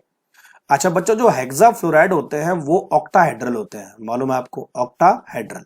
और ऑक्टाहेड्रल का जो हाइब्रिडाइजेशन होगा वो sp3d2 होगा और हर एंगल कितना होगा, 90। क्लियर, ठीक है। अब बात करते हैं MX4 यानी टेट्राहेड्रल। ठीक है, लेकिन टेट्राहेड्रल नहीं होता क्योंकि तो ये जो है सीसो ज्योमेट्री होती है, सीसो ज्योमेट्री। ठीक है, और इसको कई बार जो है हम इस तरह देखते हैं कि ये जो बॉन्ड लेंथ है यानी जो इक्वेटोरियल बॉन्ड है वो एक्सियल बॉन्ड से छोटे होते हैं। देखो 155 पिकोमीटर एंड 165 पिकोमीटर। क्लियर हो गया, ठीक है।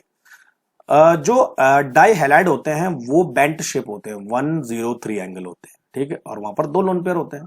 तो इससे कई बार ये भी पूछा जाता है कि ये किस शेप में एग्जिस्ट करते हैं, मोस्ट ऑफ ये क्वेश्चन आता है इससे। ठीक है ना, क्लियर हो गया। चलो आगे बढ़े। अब बात करते हैं, इसमें आपको देखना ओजोन। ओजोन में क्या पढ़ना है, देखें। सबसे पहले ओजोन के बारे में थोड़ा सा आपको मालूम होना चाहिए कि ओजोन होती क्या है और कहां रहती है और क्या काम करते हैं। ठीक है, तो बच्चों ओजोन जो है ऑक्सीजन का एलोट्रॉप है। पहले तो यह ध्यान रखना आपको, एलोट्रॉप ऑफ ऑक्सीजन। और ओजोन कहां होते हैं, स्ट्रेटोस्फेयर में होते हैं, मालूम है ना सबको। आपने केमिस्ट जो है इन्वायरमेंटल पढ़ा होगा, तो वहां पर स्ट्रेटोस्फेयर में होती है। क्या काम करती है, यूवी लाइट को प्रोटेक्ट करती है, यूवी लाइट को नीचे आने से रोकती है, और जिससे कि यूवी लाइट के जो हार्मफुल इफेक्ट है वो नहीं देखने को मिलते हैं। बहुत सारे कैंसर हो सकते हैं अगर यूवी लाइट नीचे आ जाए तो ये याद रखना है। ठीक है, अब ओजोन बनती कैसी है, ठीक है, तो देखो ऑक्सीजन का ही एलोट्रॉप है, तो ऑक्सीजन को ही जो है चेंज करके ओजोन बना लेते हैं। लेकिन बच्चों यहां पर जो एनर्जी है वो एब्जॉर्ब होती है, ध्यान रखिए, है ना। That's why it is endothermic process, endothermic process. ठीक है, याद रखिए, एनर्जी एब्जॉर्ब होती है। हैवर प्रोसेस में क्या हो रहा था, एनर्जी रिलीज हो रही थी। क्लियर। ओजोन को अगर हम स्ट्रक्चर देखें तो बेंट शेप होता है इस तरह से, 1168 इस तरह से। तो यहां पर जो है बच्चों 1 प्लस 1 माइनस, यहां पर जो है 3 लोन पेयर होंगे तभी माइनस चार्ज आया, और यहां पर 1 लोन पेयर होता है। 2 pi bond, sorry 2 sigma bond और 1, क्लियर, और 2 रेजोनेंस स्ट्रक्चर एग्जिस्ट करता है। बॉन्ड एंगल 116.8, 117 के करीब है। क्लियर। चलो इसमें और क्या देखना है, इस इंपॉर्टेंट पॉइंट देख लीजिए ओजोन के।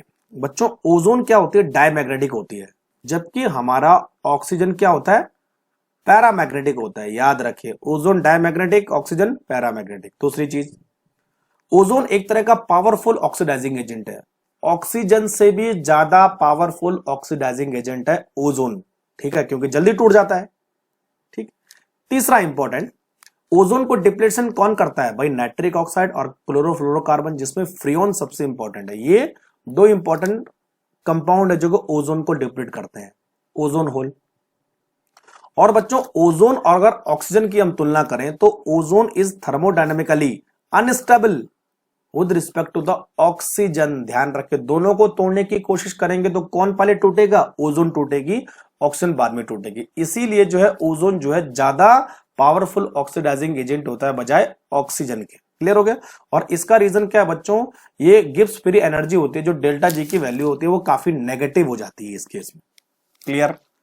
ये ओजोन के केस में आपको याद रखना है, समझे बात मेरी। स्टेटमेंट वाइज क्वेश्चन आ जाता है कई बार। तो चलिए बच्चों, नेक्स्ट हमारे पास है एलोट्रॉप ऑफ सल्फर। इससे कई बार क्वेश्चन भी पूछा गया। There are two type of allotrope of sulphur. एक होता है रोम्बिक सल्फर और दूसरा होता है मोनोक्लिनिक सल्फर। रोम्बिक सल्फर को हम येलो रोम्बिक भी बोलते हैं या अल्फा सल्फर बोलते हैं। मोनोक्लिनिक को हम बीटा सल्फर भी बोलते हैं, यानी अल्फा और बीटा सल्फर दो टाइप के एलोट्रॉप होते हैं। अब बच्चों बात करते हैं कि ये एलोट्रॉप में जो सल्फर होता है वो किस तरह से अरेंज होते हैं। दोनों ही एलोट्रॉप, चाहे रोम्बिक को चाहे मोनोक्लिनिक को, सल्फर अपनी S8 की फॉर्म में होता है, यानी और बच्चों ये कैसे होते हैं, एक क्राउन शेप में होते हैं इस तरह से। तो जहां पर ये पॉइंट मैं लगा रहा हूं वहां पर एक सल्फर क्यों लाता। टोटल कितने सल्फर एटम होते हैं, 8 सल्फर एटम होते हैं। क्लियर।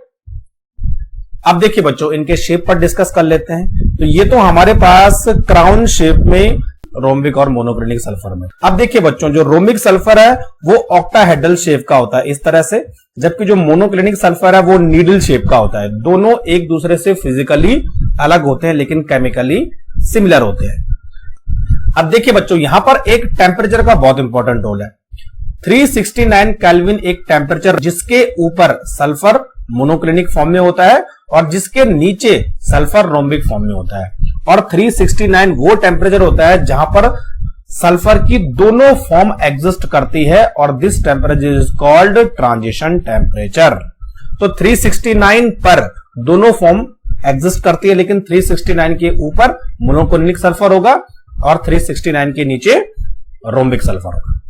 सल्फर को अगर हम गर्म करें तो सल्फर जो है S2 की फॉर्म में एग्जिस्ट करता है, यानी हाई टेम्परेचर पर सल्फर X2 की फॉर्म में एग्जिस्ट करता है, यानी वेपर फेज में एग्जिस्ट करता है। ठीक है, ये पैरामैग्नेटिक होती है, जस्ट लाइक O2। ठीक है, तो S2 just like O2 show paramagnetic behaviour. Paramagnetic मतलब अगर इसको हम मैग्नेटिक फील्ड में रखें तो ये मैग्नेटिक फील्ड की तरफ अट्रैक्ट होता है। क्लियर के बारे में। नेक्स्ट हमारे पास है ऑक्सो एसिड्स ऑफ सल्फर। जैसा आपने ऑक्सो एसिड ऑफ फास्फोरस पढ़ा था, सेम टू सेम सब चीजें ऑक्सो एसिड ऑफ सल्फर में भी रिपीट होने वाली है। स्ट्रक्चर, ऑक्सीडेशन नंबर, ठीक है, मोनोबेसिक डाइबेसिक किस तरह से है। ठीक है, चलो टेबल मैंने बना दी।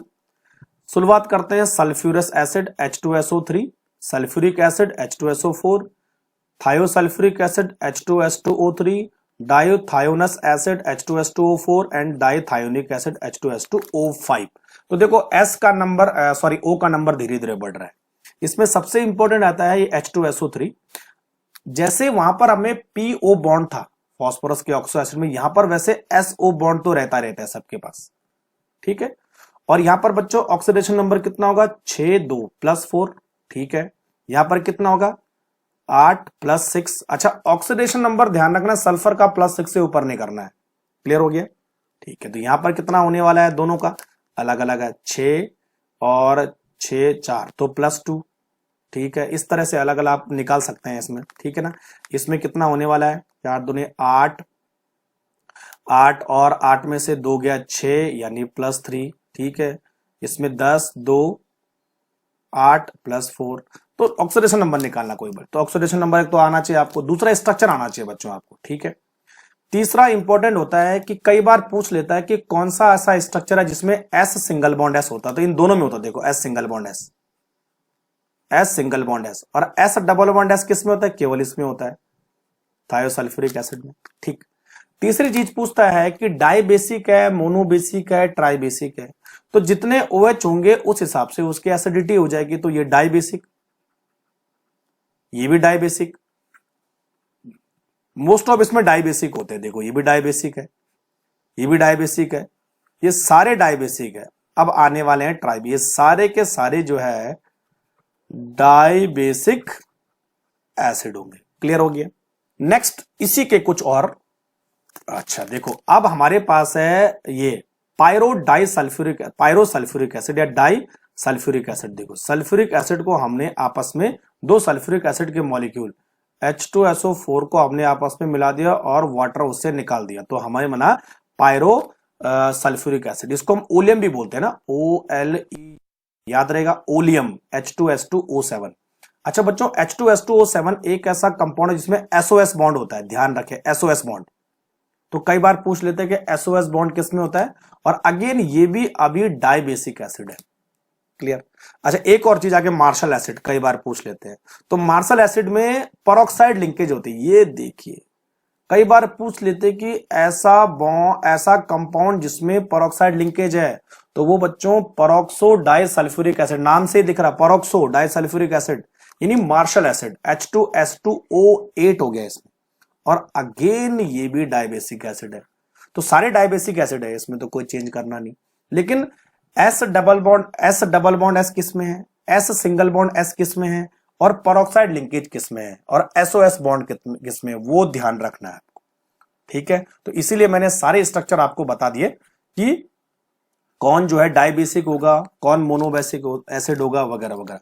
अच्छा, एक चीज ध्यान रखना है, पेरोक्साइड लिंकेज में ऑक्सीजन का जो ऑक्सीडेशन नंबर होता है -1 होता है। ठीक है, तो यहां पर भी जो है S का ऑक्सीडेशन नंबर कितना होगा, +6 होगा, +8 मत कर देना उसे। ठीक है, तो समझ में आ गया ऑक्सो एसिड ऑफ सल्फर में क्या पढ़ना है, क्लियर। अब लास्ट बट नॉट लीस्ट यानी सल्फ्यूरिक एसिड। तो सल्फ्यूरिक एसिड का फॉर्मूला क्या होता है भाई, H2SO4 डाइबेसिक एसिड, H2SO4। ठीक है, ये वाला डाइबेसिक एसिड। ठीक है, और H2SO4 को हम किंग्स ऑफ केमिकल भी बोलते हैं, सबसे ज्यादा स्ट्रॉन्ग एसिड होता है सल्फ्यूरिक एसिड। ठीक है, बनता कैसे है, सबसे इंपॉर्टेंट आपको पढ़ना है पहले क्या है, फॉर्मेशन ऑफ सल्फ्यूरिक एसिड। एक नेम है जिसका नाम है कॉन्टैक्ट प्रोसेस, ये देखो कॉन्टैक्ट प्रोसेस। तो 3 चीजें हमने पढ़ ली, Haber process ammonia, Ostwald process nitric acid, और कॉन्टैक्ट प्रोसेस सल्फ्यूरिक एसिड। बनता कैसे, देखो सल्फर को पहले जलाते हैं, सल्फर को जलाओ SO2 बनाओ, SO2 को फिर जलाओ in the presence of V2O5, बिल्कुल वैनेडियम पेंटाऑक्साइड। कई बार पूछ लेते हैं कि क्या कैटलिस्ट यूज होता है कॉन्टैक्ट प्रोसेस में, V2O5, तो हमें मिला सल्फर ट्राइऑक्साइड, और एनर्जी क्या हुई, लिबरेट हुई। फिर सल्फर ट्राइऑक्साइड को कॉन्सेंट्रेटेड H2SO4 के साथ ट्रीट करते हैं तो हमें मिलता ओलियम। ठीक है, और ओलियम को अगर हम डाइल्यूट करेंगे तो तब हमें 2 मॉलिक्यूल सल्फ्यूरिक एसिड मिलेंगे जिनकी प्योरिटी 96 to 98% होगी। अब सल्फ्यूरिक एसिड हमें ज्यादा बनाना है तो क्या करेंगे, टेम्परेचर को कम करेंगे क्योंकि एक्सोथर्मिक है, और प्रेशर को ज्यादा करेंगे और कैटलिस्ट का यूज करेंगे। तो कैटलिस्ट इसमें बहुत इंपॉर्टेंट रोल प्ले करता है, और वो भी ध्यान रखना कि कौन सी प्रोसेस में। तो बच्चों SO2 से SO3 बनाने में ही कैटलिस्ट यूज होता है, बाकी किसी में कैटलिस्ट यूज नहीं होता है, ये भी रखना सेकंड प्रोसेस में, क्लियर। तो vanadium pentoxide as a catalyst in the contact process, clear हो गया। चलो, अब सल्फ्यूरिक एसिड की क्या चीज आपको पढ़नी है, 3 इंपॉर्टेंट रिएक्शन होती है, यानी 3 इंपॉर्टेंट प्रॉपर्टी होती है सल्फ्यूरिक एसिड की। पहली, सल्फ्यूरिक एसिड सबसे ज्यादा स्ट्रॉन्ग एसिड होता है। दूसरी, स्ट्रॉन्ग ऑक्सीडाइजिंग एजेंट भी है भाई, और तीसरी स्ट्रॉन्ग डिहाइड्रेटिंग एजेंट भी है। तो इन सब की अगर एक एक रिएक्शन देखी जाए तो मैं आपको बता दूं। सबसे पहले एसिडिक की बात करते हैं। एसिड कौन होते हैं, जो वाटर के साथ मिलकर जो है क्या करते हैं भाई, प्रोटॉन रिलीज करते हैं, और खुद क्या करते हैं, यानी खुद से एक प्रोटॉन रिलीज हो जाएगा तो HSO4- में कन्वर्ट हो जाएगा, और दोबारा HSO4 एक प्रोटॉन रिलीज करेगा तो SO4-2 में कन्वर्ट हो जाएगा, इसीलिए डाइप्रोटिक एसिड होता है, क्लियर हो गया। लेकिन इसकी जो है डिसोसिएशन कांस्टेंट वो ज्यादा होता है पहले वाले का, यानी Ka ज्यादा होता है बजाय K1 ज्यादा होता है K2 से, क्लियर हो गया। एक तो याद रखना आपको एसिडिक प्रॉपर्टी। ऑक्सीडाइजिंग एजेंट यानी बहुत सारे मेटल और नॉन मेटल है उनको ऑक्सीडाइज करेगा, किसमें, सल्फेट में, SO2 निकाल देगा, देखो बिल्कुल ऐसे करता है।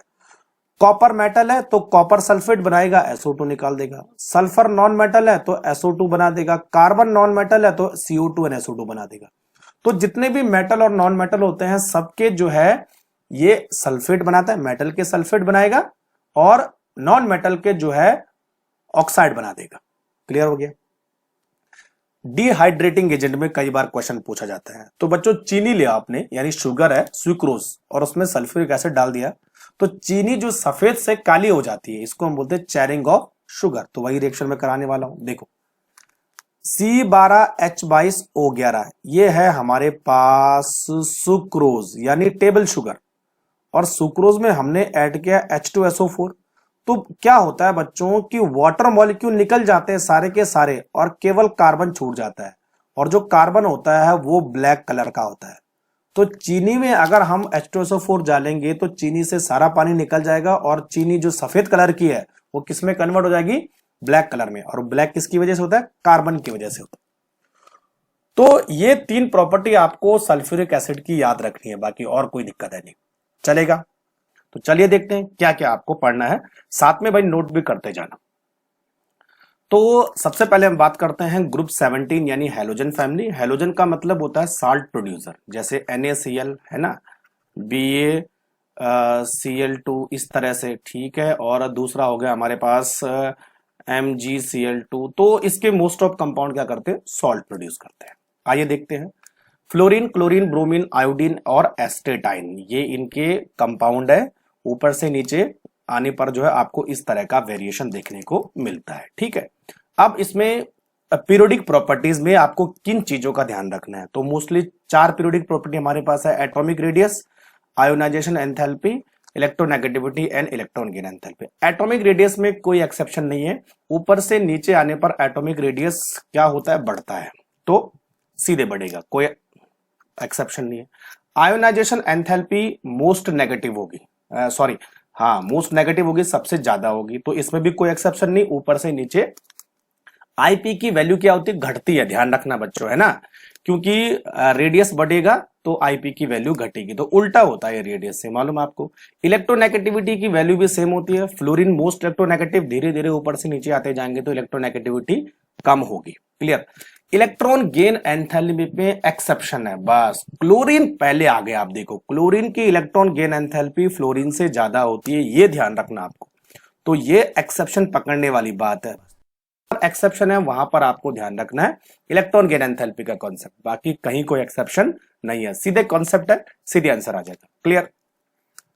नेक्स्ट स्लाइड, फिजिकल प्रॉपर्टीज, ठीक है भाई। तो फिजिकल प्रॉपर्टीज में मोस्टली हमारे पास मॉलिक्यूल है, F2Cl2 Br2 एंड I2। तो पहले देख लेते हैं कि फ्लोरीन और क्लोरीन दोनों गैस होती हैं, याद रखिए। ब्रोमीन लिक्विड होता है और आयोडीन क्या होता है, सॉलिड होता है, ठीक है। अब इनके कुछ कलर भी कई बार पूछ लेते हैं, वैसे इंपॉर्टेंट तो है नहीं, फिर भी, जैसे F2 येलो कलर का होता है, Cl2 ग्रीनिश येलो होता है, ब्रोमीन रेड कलर का होता है एंड I2 वायलेट कलर का होता है। तो थोड़ा सा याद रखने वाली बात है। अब इंपॉर्टेंट क्या रखना है कि बॉन्ड डिसोसिएशन एंथैल्पी, इस पे कई बार क्वेश्चन आया है। यानी अगर आप एफ एफ बॉन्ड को, सीएल सीएल बॉन्ड को या बीआर बीआर बॉन्ड को तोड़ोगे तो किसकी बॉन्ड एंथैल्पी ज्यादा होगी और किसकी कम होगी। तो हमें लगता है कि F2 की ज्यादा होनी चाहिए, पर ऐसा नहीं है। ये ऑर्डर है बच्चों, देखो Cl2 की बॉन्ड एंथैल्पी सबसे ज्यादा होती है, देन Br2 के, और देखो F2 कहां चला गया, 3rd नंबर पे, याद रखिए बिल्कुल। और लास्ट में I2 के तो है, तो I2 जैसा है वैसा रहेगा, लेकिन F2 कहां चला गया, 3rd नंबर पे, ठीक है बच्चों। तो F2 का साइज छोटा होता है, ठीक है, तो हमें लगता है कि बॉन्ड एंथैल्पी ज्यादा होनी चाहिए, क्योंकि साइज कम होने से बॉन्ड लेंथ कम होने से बॉन्ड एंथैल्पी बढ़ती है, लेकिन ऐसा नहीं है, ध्यान रखना। इसका रीजन क्या है बच्चों कि F2 में जो है साइज की वजह से, साइज छोटा होने की वजह से इलेक्ट्रॉन इलेक्ट्रॉन रिपल्शन ज्यादा है, इसी वजह से जो है रिपल्शन होने की वजह से बॉन्ड को तोड़ना आसान है, इसीलिए F2 की बॉन्ड एंथैल्पी Cl2 और Br2 से कम हो, याद रखिएगा ना, ये बहुत इंपॉर्टेंट है। चलिए आगे बढ़ते हैं। अब बात करते हैं oxidising power. Same to same जैसे हमने इलेक्ट्रोनेगेटिविटी पढ़ी थी वैसी ऑक्सीडाइजिंग पावर भी है, ठीक है। F2 is most oxidising agent और I2 is least oxidising agent, तो कोई एक्सेप्शन नहीं है। F2 से लेकर I2 की तरफ घटती है ऑक्सीडाइजिंग पावर, ठीक है। तो बच्चों रिड्यूसिंग पावर क्या होगी, उल्टा चलेगा, ध्यान रखना ना। I2 अच्छा रिड्यूसिंग एजेंट है और F2 अच्छा ऑक्सीडाइजिंग एजेंट है, याद रखिए, क्लियर। अच्छा, कई बार पूछा जाता है कि why F2 is better oxidising agent than Cl2, ठीक है, जबकि बॉन्ड एंथैल्पी कम है, ऐसा क्यों। तो रीजन है बच्चों, देखो स्ट्रॉन्ग ऑक्सीडाइजिंग एजेंट क्यों होता है क्लोरीन से बेटर फ्लोरीन। तो पहला रीजन क्या है, एक तो इसकी लो आयोनाइजेशन, लो बॉन्ड एंथैल्पी है, एफ एफ बॉन्ड को तोड़ना आसान है, और सबसे इंपॉर्टेंट दूसरा है इसकी हाइड्रेशन एंथैल्पी सबसे ज्यादा होती है। हाइड्रेशन एंथैल्पी आप लोग जानते हैं कि जब हम किसी आयन को वाटर में डिसॉल्व करते हैं तो वो वाटर के मॉलिक्यूल के साथ बॉन्ड बनाता है, तो उस दौरान एक एनर्जी लिबरेट होती है, उसी को हम बोलेंगे हाइड्रेशन एनर्जी। तो वो जितनी ज्यादा होगी वो उतना ही ज्यादा रिड्यूसिंग एजेंट, यानी रिड्यूसिंग एजेंट होगा, तो बेटर सॉरी उतना ही अच्छा ऑक्सीडाइजिंग होगा। तो समझ में बात आ गई, ठीक है। तो ये दो कंसेप्ट आपको पढ़ के चलना है। चलिए आगे बढ़े, ठीक है। अब इंपॉर्टेंट आता है कि जो हैलोजन है वो किस किस तरह की ऑक्सीडेशन स्टेट एग्जिस्ट करते हैं और केमिकल रिएक्टिविटी का ऑर्डर क्या है। तो बच्चों सारे के सारे हैलोजन मोस्टली -1 ऑक्सीडेशन स्टेट रखते हैं, ठीक है, लेकिन इनकी +1 +3 +5 एंड +7 ऑड नंबर में होती है। लेकिन बच्चों फ्लोरीन ध्यान रखिए, फ्लोरीन की केवल और केवल -1 होगी। फ्लोरीन कभी भी +1 +3 +5 और +7 नहीं रखेगा, ध्यान रखिए। इसका रीजन क्या है कि fluorine is most electronegative atom, इसीलिए जो है फ्लोरीन की ऑक्सीडेशन नंबर हमेशा कांस्टेंट होती है -1। तो अब देखो यहां पर लिखा है क्लोरीन, ब्रोमीन एंड आयोडीन +1 +3 +5 +7 होता है, लेकिन फ्लोरीन हमेशा -1 रखेगा। क्लियर, याद रहेगा, ठीक है। अब एक JEE का कॉन्सेप्ट है, नीट में भी कई बार थोड़ा सा टफ लेवल का क्वेश्चन आ जाता है इसमें। देखो हैलोजन का जो ग्राउंड स्टेट है वो ये है ना, NS2 और NP5, ठीक है, और d ऑर्बिटल खाली होता है, ठीक है। अब अगर मान लीजिए इनको जो है बॉन्ड बनाने होते हैं तो इलेक्ट्रॉन क्या करते हैं, जंप करते हैं। तो पहले ये इलेक्ट्रॉन जो है यहां चला जाएगा d में, तो कितने ऑर्बिटल खाली हो गए बच्चों, 3 ऑर्बिटल खाली हो गए। तो यानी अगर ऑक्सीडेशन नंबर +3 होता है तो उसको हम फर्स्ट एक्साइटेशन स्टेट बोलते हैं, ध्यान रखिए, जहां पर +3 ऑक्सीडेशन नंबर है। और अगर कोई भी ऑक्सीडेशन यानी एक्साइटेशन नहीं हो रहा है तो केवल एक ऑर्बिटल खाली है, तो यहां पर +1 भी हो सकता है एंड -1 भी हो सकता है, ठीक है। तो ध्यान रखना है कि जब +3 ऑक्सीडेशन स्टेट हो तो वहां पर जो है फर्स्ट एक्साइटेशन स्टेट हमने लगानी है। उसके बाद जो है सेकंड एक्साइटेशन स्टेट में क्या होगा कि एक इलेक्ट्रॉन और निकल के डी में पहुंच गया, तो कितने ऑर्बिटल आ गए, अब 5 ऑर्बिटल आ गए, तो +5 ऑक्सीडेशन नंबर होगा। और तीसरे उसमें क्या होगा कि जो s ऑर्बिटल है उसका भी निकल के एक इधर चला जाएगा, ये इन्होंने गलत कर दिया, हाँ ये यहां पे आ जाएगा। तो क्या हो जाएगा, कितने, 1 2 3 4 5 6 7 ऑर्बिटल खाली हो जाएंगे बॉन्ड बनाने के लिए। तो +7 ऑक्सीडेशन नंबर यहां पर आने वाला, तो वो थर्ड एक्साइटेशन स्टेट होगी। अब क्वेश्चन कैसे आ गया, मान लीजिए आपको पूछा जाए कि IF7 में कौन सा एक्साइटेशन स्टेट आता है। तो यहां पर I का जो ऑक्सीडेशन नंबर होता है बच्चों वो +7 होता है, ठीक है। तो +7 में कौन सा एक्साइटेशन आता है, थर्ड एक्साइटेशन स्टेट। क्लियर हो गया, ठीक है। उसी तरह अगर आपको पूछा जाए Cl2O4, ठीक है, सॉरी Cl2O5 इस तरह होता है, तो यहां पर जो है Cl का ऑक्सीडेशन नंबर क्या है, +5 है। तो +5 में कौन सा एक्साइटेशन स्टेट आ रहा है, सेकंड एक्साइटेशन स्टेट। तो इस तरह पर्टिकुलर कंपाउंड को देके ये पूछा जाता है कि कौन सा एक्साइटेशन स्टेट होगा। तो वो आपको कैसे पता करना है, उसके ऑक्सीडेशन नंबर को देख के। तो +3 में फर्स्ट, +5 में सेकंड और +7 में थर्ड एक्साइटेशन स्टेट। क्लियर हो गया। Next slide, reaction with water. थोड़ा सा कई बार पूछ लेते हैं कि हैलोजन की वाटर के साथ रिएक्शन क्या होगी। तो यहां पर बच्चों इसके ऑक्सीडेशन पावर की पता चलता है, ऑक्सीडेशन पावर का पता चलता है। देखो अब आपको दिख रहा होगा कि जो फ्लोरीन है वो इजिली जो है वाटर को ऑक्सीडाइज कर देता है, यानी हाइड्रोजन को अलग कर देता, तो HF बना देगा। देखो H अलग है और F अलग है, तो HF बना देगा लेकिन O2 को अलग कर देगा। ये केवल फ्लोरीन के पास ऐसी कैपेबिलिटी होती है, क्योंकि फ्लोरीन जो है बेस्ट ऑक्सीडाइजिंग एजेंट है। लेकिन बाकी हैलोजन जैसे क्लोरीन और ब्रोमीन की बात करें तो ये थोड़ा सा वीक ऑक्सीडाइजिंग एजेंट होते हैं। तो ये वाटर के साथ रिएक्शन करके HF तो बनाते हैं लेकिन साथ में HOX भी बनाते हैं, जहां पर इनका ऑक्सीडेशन नंबर +1 हो जाता है। जबकि HF कभी भी HOF नहीं बनाएगा, क्योंकि इसका ऑक्सीडेशन नंबर कभी भी +1 नहीं होगा, ध्यान रखिए, ठीक है। आयोडीन की बात करें तो आयोडीन जो है वाटर मॉलिक्यूल से क्या इसको हम बोल सकते हैं, वाटर मॉलिक्यूल से जो है O2 को लिबरेट नहीं कर पाएगा। देखिए O2 को लिबरेट नहीं करेगा बल्कि खुद जो है I2 में ऑक्सीडाइज हो जाएगा, खुद I2 में ऑक्सीडाइज हो जाएगा। क्लियर। तो इसमें क्या है, रिवर्स रिएक्शन पॉसिबल लेकिन फॉरवर्ड रिएक्शन पॉसिबल नहीं है। तो कंक्लूजन क्या करना हमने, फ्लोरीन वाटर को इजिली ऑक्सीडाइज कर देता है, क्लोरीन और ब्रोमीन जो है वाटर को ऑक्सीडाइज कर देते हैं, तो हैलाइड तो बनाते हैं लेकिन हाइपोहेलस एसिड भी बनाते हैं।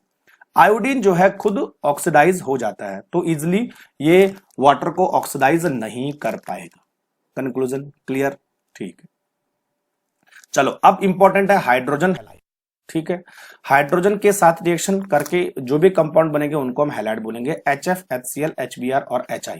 अब इनके किस तरह की प्रॉपर्टी पूछी जाएगी देख लीजिए, है ना, बहुत इंपॉर्टेंट है। एक तो आपको डायपोल मोमेंट पता करना है, थर्मल स्टेबिलिटी पता करनी है, एसिडिक स्ट्रेंथ पता करना है, रिड्यूसिंग पावर पता करनी है, बॉन्ड डिसोसिएशन एंथैल्पी पता करनी है और लास्ट में बॉन्ड लेंथ पता करनी है। ठीक है, तो बच्चों डायपोल मोमेंट कैसे पता करें? सीधी सी बात है, डायपोल मोमेंट डिपेंड करेगा इलेक्ट्रोनेगेटिविटी पे। मोर इलेक्ट्रोनेगेटिव एटम मोर डायपोल मोमेंट। तो डायपोल मोमेंट ऊपर से नीचे क्या होगा, कम होता जाएगा, क्योंकि आई की जो इलेक्ट्रोनेगेटिविटी है वो एफ से कम है, तो सीधा सा लिख देंगे हम। तो एच एफ ज्यादा डायपोल मोमेंट और धीरे धीरे कम होता रहेगा। ठीक है। थर्मल स्टेबिलिटी का मतलब होता है कि दो एटम के बीच में बॉन्ड कितना स्ट्रांग है। तो आपको मालूम है कि H और F स्ट्रांग बॉन्ड है, जबकि H और I वीक बॉन्ड है ना। तो HI की थर्मल स्टेबिलिटी कम होगी, HF की ज्यादा होगी। तो सेम कंसेप्ट डायपोल मोमेंट के जैसा ही थर्मल स्टेबिलिटी। बॉन्ड को तोड़ने में कितनी एनर्जी लगेगी, तो बॉन्ड लेंथ बढ़ेगी तो एनर्जी कम होगी, ऑब्वियस सी बात है। एसिडिक स्ट्रेंथ उल्टी हो जाएगी बच्चों, बिल्कुल देखो, HI is best acidic then HF। Concept same है। एसिड का मतलब होता है H आयन को देना, और अगर बॉन्ड लेंथ कम होगी तो H का लिबरेशन इजी नहीं होगा, लेकिन बॉन्ड लेंथ बढ़ेगी तो H का देना आसान हो जाएगा, तो एसिडिटी बढ़ेगी। तो बच्चों HF जो है वीक एसिड होता है, जबकि HI बेस्ट एसिडिक होता है, ये याद रखना। ठीक है। रिड्यूसिंग पावर की बात करें हम तो सेम टू सेम है। रिड्यूसिंग पावर का मतलब होता है टू गिव हाइड्रोजन, और हाइड्रोजन कौन बेटर दे सकता है, जिसकी बॉन्ड लेंथ कम ज्यादा होती है, जैसे HI। तो HI is best reducing agent और HF is weak reducing agent. Clear हो गया। बॉन्ड डिसोसिएशन एंथैल्पी, सीधी सी बात है, बॉन्ड लेंथ बढ़ेगी तो एंथैल्पी कम होगी। ठीक है। तो HF की एनर्जी ज्यादा होती है, बॉन्ड एनर्जी ज्यादा होती है, HI की बॉन्ड एनर्जी कम होती है, बॉन्ड लेंथ का फर्क है। और बॉन्ड लेंथ भी जो है उल्टा हो जाएगा, है ना। HI की बॉन्ड लेंथ ज्यादा है और HF की बॉन्ड लेंथ कम है। बॉन्ड लेंथ कैसे पता करोगे, साइज बढ़ेगा तो बॉन्ड लेंथ भी बढ़ेगी। तो I का साइज ज्यादा है, F का साइज कम है। क्लियर हो गया। इससे क्वेश्चन कई बार पूछा जाता है, ध्यान रखिए। Concept clear. एक और चीज ये देखिए, इन सब में बच्चों HF ही केवल लिक्विड होता है, बाकी सारे के सारे गैसेस होते हैं। अमेजिंग देखो, HCl भी गैस होती है, HBr भी गैस होती है, HI गैस होती है, केवल HF लिक्विड होता है। और उसका रीजन है हाइड्रोजन बॉन्डिंग। हाइड्रोजन बॉन्डिंग जितनी ज्यादा स्ट्रांग होगी, बॉइलिंग पॉइंट उतना ज्यादा बढ़ेगा, तो लिक्विड के केस में आएगा वो। क्लियर हो गया। चलो नेक्स्ट हम थोड़ा सा देख लेते हैं ऑक्साइड्स ऑफ हैलोजन। कई बार पूछा जाता है इससे क्वेश्चन, ऑक्साइड्स, है ना। तो दो तरह के कंपाउंड है जो मोस्टली ऑक्साइड बनाते हैं। वैसे फ्लोरीन के ऑक्साइड भी होते हैं, क्लोरीन के भी होते हैं, ब्रोमीन के भी और आयोडीन के भी, लेकिन हमारे पास फ्लोरीन और क्लोरीन ज्यादा इंपॉर्टेंट है। तो फ्लोरीन के ऑक्साइड दो तरह के होते हैं, OF2 एंड O2F2। अच्छा, यहां पर बच्चों जो O का जो ऑक्सीडेशन नंबर है +2 होगा और यहां पर +1 होगा। ओके, हाँ, F तो माइनस हुआ, तो O2 क्या इस समय क्या है, प्लस ऑक्सीडेशन नंबर वाला होगा। क्लियर हो गया। अच्छा, आप देखो, जो F2 का डायग्राम आप बनाओगे ना, यानी ऑर्बिटल पिक्चर आप बनाओगे, बॉन्ड लेंथ बॉन्ड एंगल, तो वो सेम टू सेम किसके जैसे बनेगी, वाटर के जैसे बनेगी। ठीक है। 2 F सिंगल बॉन्ड और 2 लोन पेयर, एग्जैक्टली यहां पे भी सेम हो रहा है ना। O2F2 किसके जैसे बनेगा, हाइड्रोजन पेरोक्साइड के जैसे, H2O2 इस तरह से। ठीक है। तो हाइड्रोजन पेरोक्साइड के जैसे बनेगा O2F2 एग्जैक्टली। तो यहां पर क्या है, पेरोक्साइड बॉन्ड है। क्लियर हो गया। चलो नेक्स्ट हमारे पास है अच्छा, एक और चीज इंपॉर्टेंट है कि इनका यूज क्या है। तो ये स्ट्रॉन्ग फ्लोरिनेटिंग एजेंट होते हैं दोनों के दोनों। क्लियर हो गया। चलो अब आते हैं ऑक्साइड ऑफ क्लोरीन। तो क्लोरीन के ऑक्साइड में जो है Cl2O, ClO2, Cl2O6 and Cl2O7। तो मोस्टली ऑक्सीडेशन नंबर कैसे मिलेगा आपको, ऑड नंबर में, +7, यहां पर वैसे +6 होता है, यहां पर जो है +4 होता है, यहां पर कितना होता है, +1 होता है। ठीक है। +1, +7, +4, +6 इस तरह के ऑक्साइड बनाते हैं।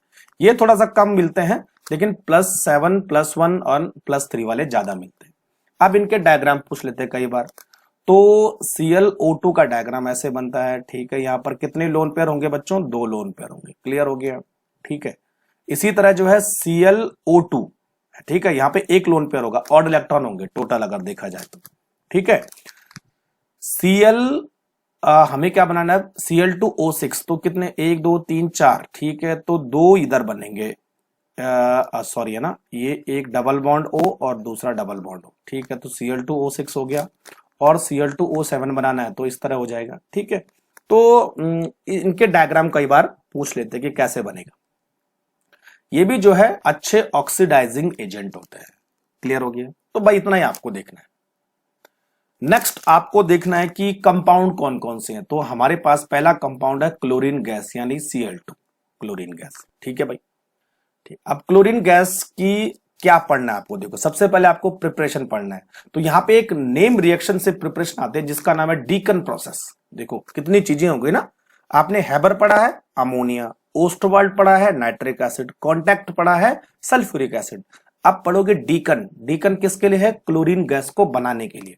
और डीकन में क्या करते हैं बच्चों, HCl का ऑक्सीडेशन करते हैं in the presence of CuCl2, cupric chloride. ध्यान रखिए, ठीक है, तो हमें क्लोरीन गैस मिलती है। कई बार पूछ लेते हैं कि भाई कैटलिस्ट कौन सा है, तो क्यूप्रिक क्लोराइड है कैटलिस्ट। क्लियर हो गया, डीकन प्रोसेस। दूसरी चीज पढ़नी है आपने, रिएक्शन पढ़नी है केवल दो कंपाउंड के साथ। ये सबसे ज्यादा इंपॉर्टेंट रिएक्शन है, मैं इसको इंपॉर्टेंट की कैटेगरी में रखूंगा। ठीक है, एक तो अमोनिया के साथ पढ़नी है आपको रिएक्शन, दूसरी पढ़नी है NaOH के साथ। तो पहले बात कर लेते हैं कि अमोनिया के साथ क्या रिएक्शन होगी। अच्छा, क्यों इंपॉर्टेंट है, देखिए इसलिए इंपॉर्टेंट है बच्चों कि अगर Cl2 के साथ एक्सेस हो तो कुछ और कंपाउंड बनता है, और अमोनिया एक्सेस हो तो कुछ और कंपाउंड बनता है। ठीक है, तो पहले बात कर लेते हैं कि अगर Cl2 एक्सेस यूज किया, NH3Cl2, तो NCl3 कंपाउंड बनेगा। ठीक है, नाइट्रोजन ट्राइक्लोराइड, और ये एक तरह का एक्सप्लोजिव कंपाउंड होता है। ठीक है, विस्फोटक जिसको बोलते हैं। और अगर आपने अमोनिया को एक्सेस लिया तो अमोनियम क्लोराइड बनेगा और साथ में नाइट्रोजन गैस बनेगी। याद करने का क्या तरीका है, देखो बच्चों, अगर Cl2 एक्सेस है तो Cl वाला एक्सेस वाला कंपाउंड बनेगा NCl3, लेकिन अगर अमोनिया एक्सेस है तो अमोनियम वाला कंपाउंड बनेगा। याद करने का ये तरीका है, कई बार कंफ्यूज होते हैं कि क्या एक्सेस लेने से क्या बनेगा। तो Cl वाला कंपाउंड, और अमोनिया एक्सेस लेंगे तो अमोनियम वाला कंपाउंड बनेगा। क्लियर। दूसरी है रिएक्शन विद NaOH। अच्छा, NaOH के साथ भी दो टाइप की रिएक्शन है, कोल्ड एंड डाइल्यूट के साथ अलग होती है, एंड हॉट एंड कंसंट्रेटेड के साथ अलग होती है, और दोनों केस में अलग अलग प्रोडक्ट बनते हैं। इसीलिए ये भी बहुत इंपॉर्टेंट है। ठीक है, कई बार पूछा जाता है। देखो, तो पहला हम बात कर लेते हैं NaOH। हमने क्या लिया इसमें, कोल्ड एंड डाइल्यूट लिया। तो बच्चों कोल्ड एंड डाइल्यूट NaOH लेते हैं तो सोडियम हाइपोक्लोराइड बनता है NaOCl, या सोडियम ऑक्सोक्लोराइड इसको हम बोल सकते हैं। क्लियर। उसी तरह अगर आपने NaOH के हॉट एंड कॉन्सेंट्रेटेड लिया तो इस समय आपको सोडियम क्लोरेट मिलेगा, क्लोरेट ClO3 क्लोरेट। क्लियर। तो ध्यान रखिए दोनों केस में, अगर कोल्ड एंड डाइल्यूट लिया तो रिएक्शन थोड़ा माइल्ड होगी, तो एक ही O लगेगा। पहचानने का तरीका एक ही O, लेकिन अगर हॉट एंड कॉन्सेंट्रेटेड लिया तो O ज्यादा लगेंगे, तो देखो NaClO3। बस ये तरीका है, एक में क्लोरेट बनता है, एक में हाइपोक्लोराइड बनता है। बाकी सब जो है वाटर तो होगा, NaCl तो होगा। इतना ध्यान देने की जरूरत नहीं है, केवल जो मेन कंपाउंड चेंज हो रहा है उस पर ध्यान देने की जरूरत है। क्लियर हो गया। चलो, तो क्लोरीन गैस में ये आपको पढ़ना है। एक और चीज है क्लोरीन गैस में, कि क्लोरीन गैस जो है क्या यूज क्या है इसके, या क्या प्रॉपर्टी शो करती है। तो बच्चों क्लोरीन गैस एक बेस्ट ऑक्सीडाइजिंग एजेंट भी है और ब्लीचिंग एजेंट भी है। ठीक है, ऑक्सीडाइजिंग एजेंट मतलब ऑक्सीडेशन करना, और ब्लीचिंग का एजेंट का मतलब होता है कलर को डिकलराइज करना। क्लियर हो गया। अब कैसे होता है ये दोनों एक्शन, ये देखो, अगर बच्चों हम क्लोरीन को वाटर के साथ ट्रीट करेंगे तो HCl बनेगा, साथ में एक सिंगल ऑक्सीजन बनेगी, तो इसको हम बोलते हैं नेसेंट ऑक्सीजन, नवजात ऑक्सीजन। ठीक है, न्यूली फॉर्म ऑक्सीजन, और ये बहुत ज्यादा रिएक्टिव होती है। ये किसी कलर्ड सब्सटेंस को कलरलेस में चेंज कर देता है। तो कई बार पूछा जाता है कि ऑक्सीडाइजिंग और ब्लीचिंग जो प्रॉपर्टी है वो क्लोरीन गैस की किस वजह से है, तो वो बच्चों नेसेंट ऑक्सीजन की वजह से होती है। ध्यान रखिए, है ना, कई बार आता है क्वेश्चन, नेसेंट ऑक्सीजन की वजह से होती है, और इसी की वजह से इसकी ऑक्सीडेशन प्रॉपर्टी भी शो होती है। क्लियर हो गया। तो जितने भी ऑक्सीडाइजिंग एजेंट आपने पढ़े होंगे मोस्ट ऑफ क्या करते हैं, नेसेंट ऑक्सीजन ही देते हैं। क्लियर हो गया। चलो फिर आपको पढ़ना है नेक्स्ट ब्लीचिंग पाउडर।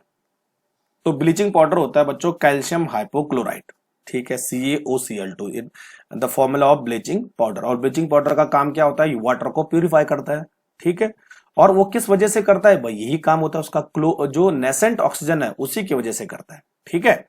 तो आप देखो कैसे बनेगा ब्लीचिंग पाउडर, कैल्शियम हाइड्रोक्साइड और क्लोरीन, तो कैल्शियम हाइपोक्लोराइड बनता है, दिस इज ब्लीचिंग पाउडर। तो कई बार पूछ लेते हैं, ठीक है।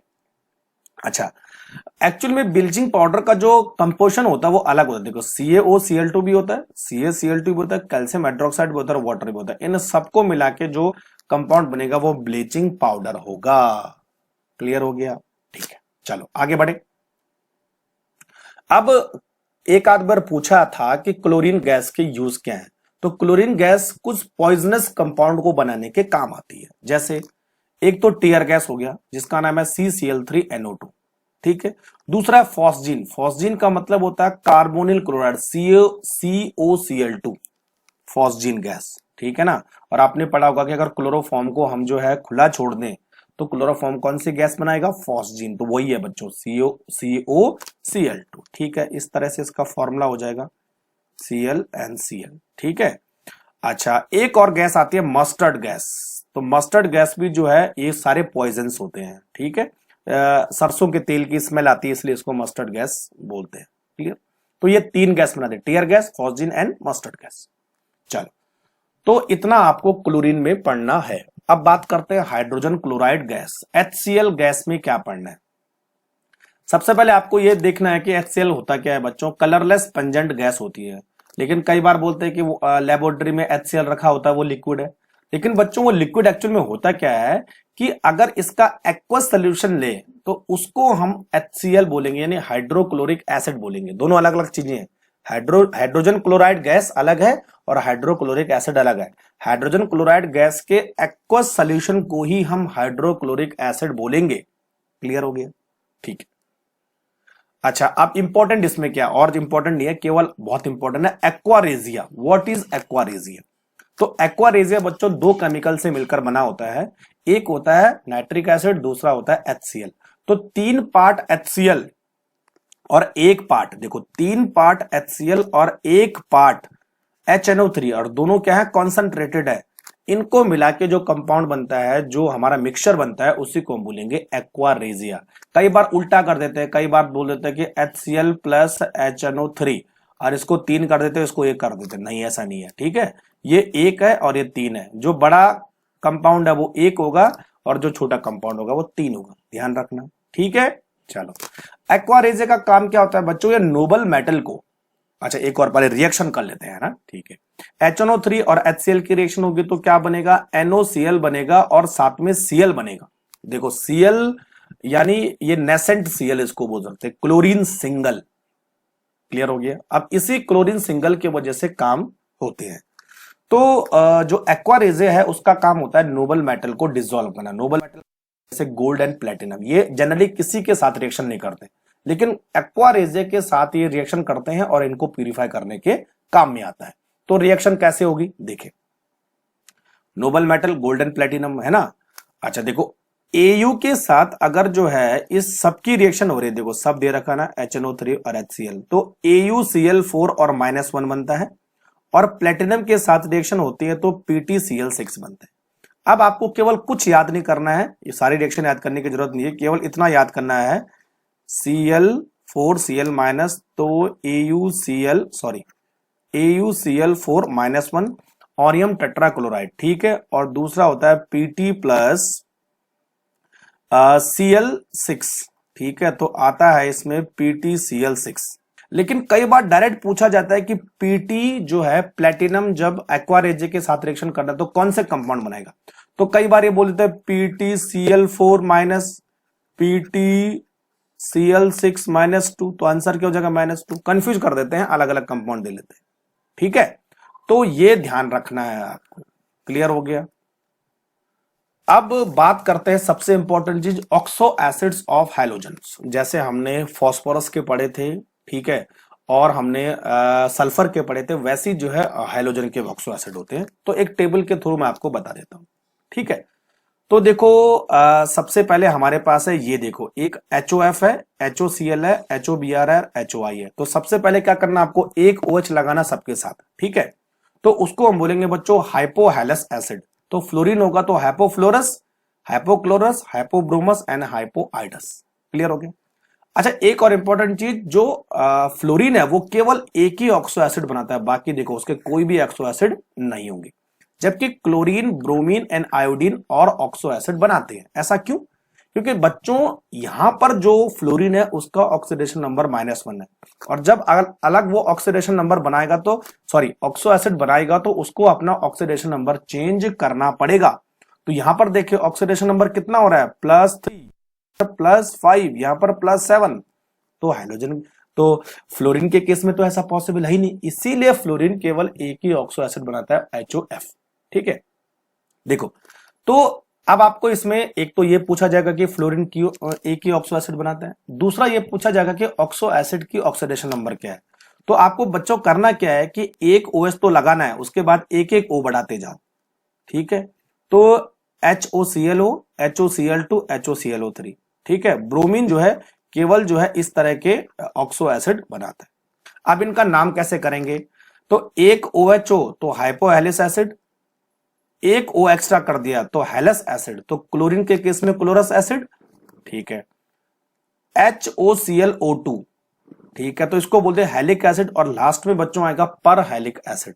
तो जैसे जैसे ऑक्सीडेशन नंबर बढ़ता जाएगा नाम भी चेंज होता जाएगा, ठीक है। अच्छा इनको कई बार और भी लिखते हैं, जैसे HOClO को हम HClO2 लिखते हैं, तो बात एक ही है। HOClO2 को हम HClO3 भी लिख सकते हैं, और HOClO3 को हम HClO4 भी लिखते हैं। तो दोनों एक ही चीज है। तो पर क्लोरिक एसिड, पर ब्रोमिक एसिड एंड पर आयोडिक एसिड।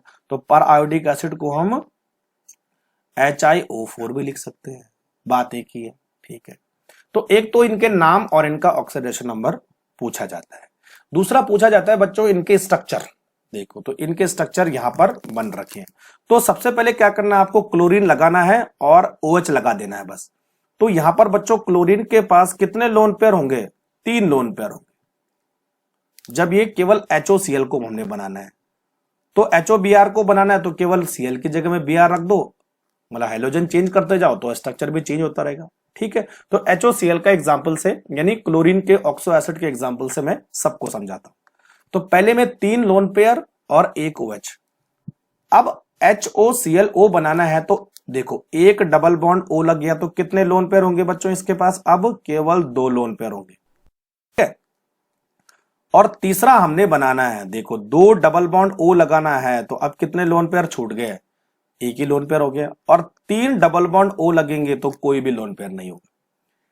ध्यान रखिए अगर HOCl होगा तो 3 लोन पेयर, ऑक्सीजन आता जाएगा तो लोन पेयर कम होते जाएंगे। देखो लोन पेयर कम हुआ, ऑक्सीजन आ गया, 2 ऑक्सीजन आ गए, 1 लोन पेयर कम हो गया, 3 ऑक्सीजन आ गया, कोई भी लोन पेयर नहीं हुआ।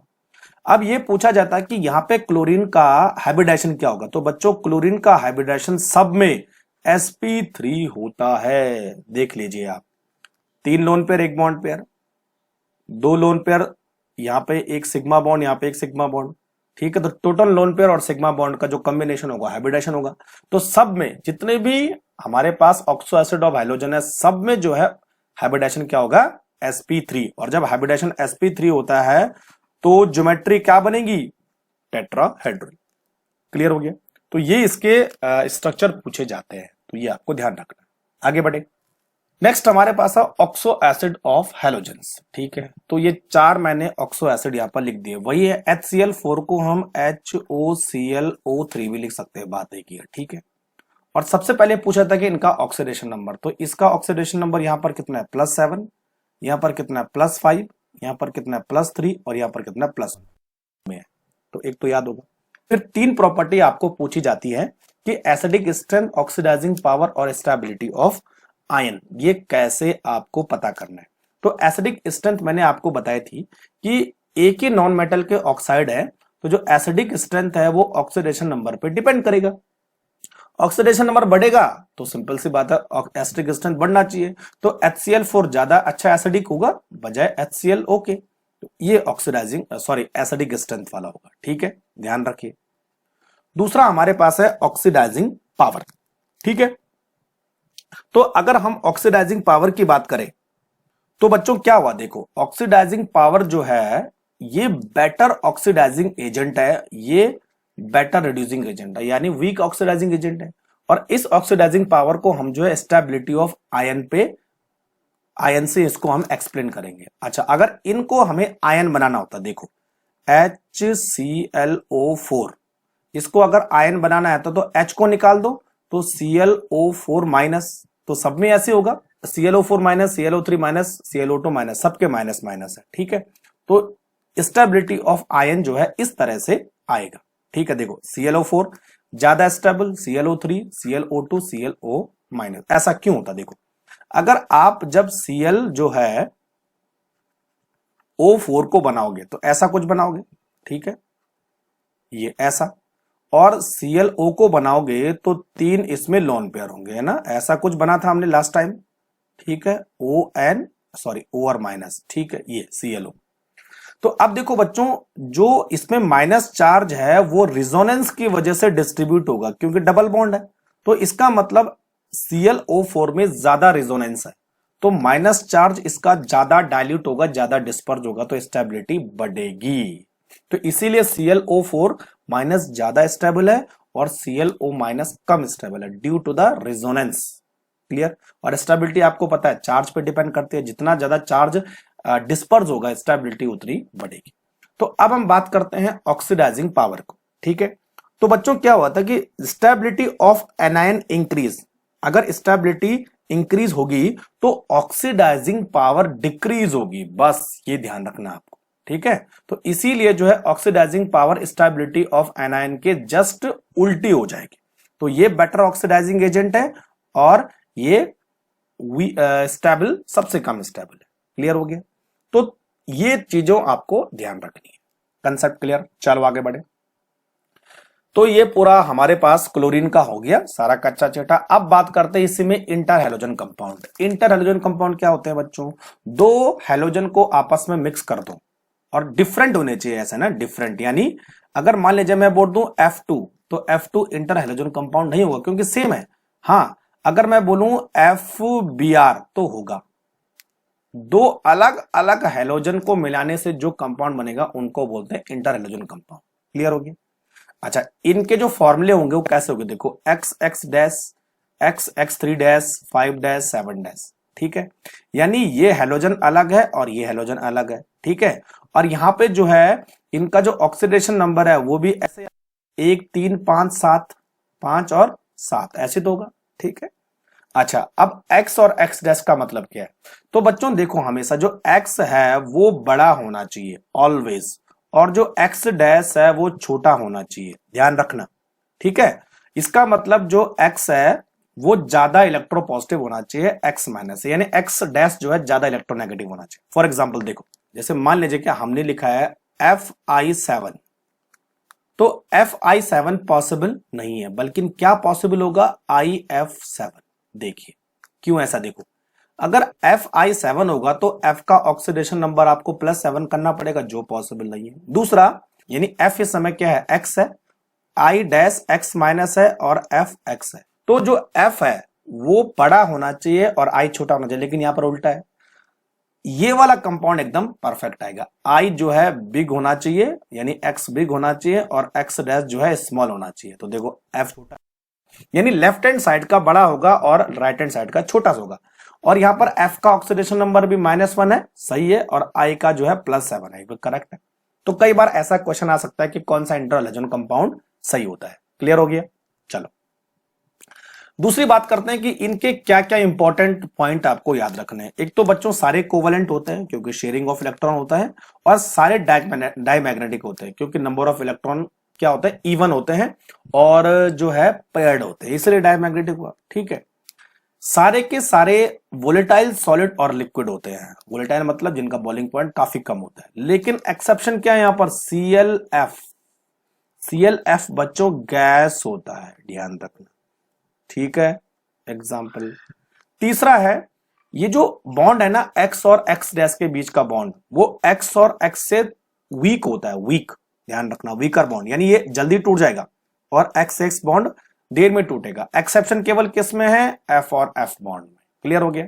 यानी अगर मैं आपको बोलूं IF7, ये जो बॉन्ड है ये वीक होगा और F2 बॉन्ड जो है स्ट्रांग होगा, है ना, तो ये ध्यान रखना, ठीक है।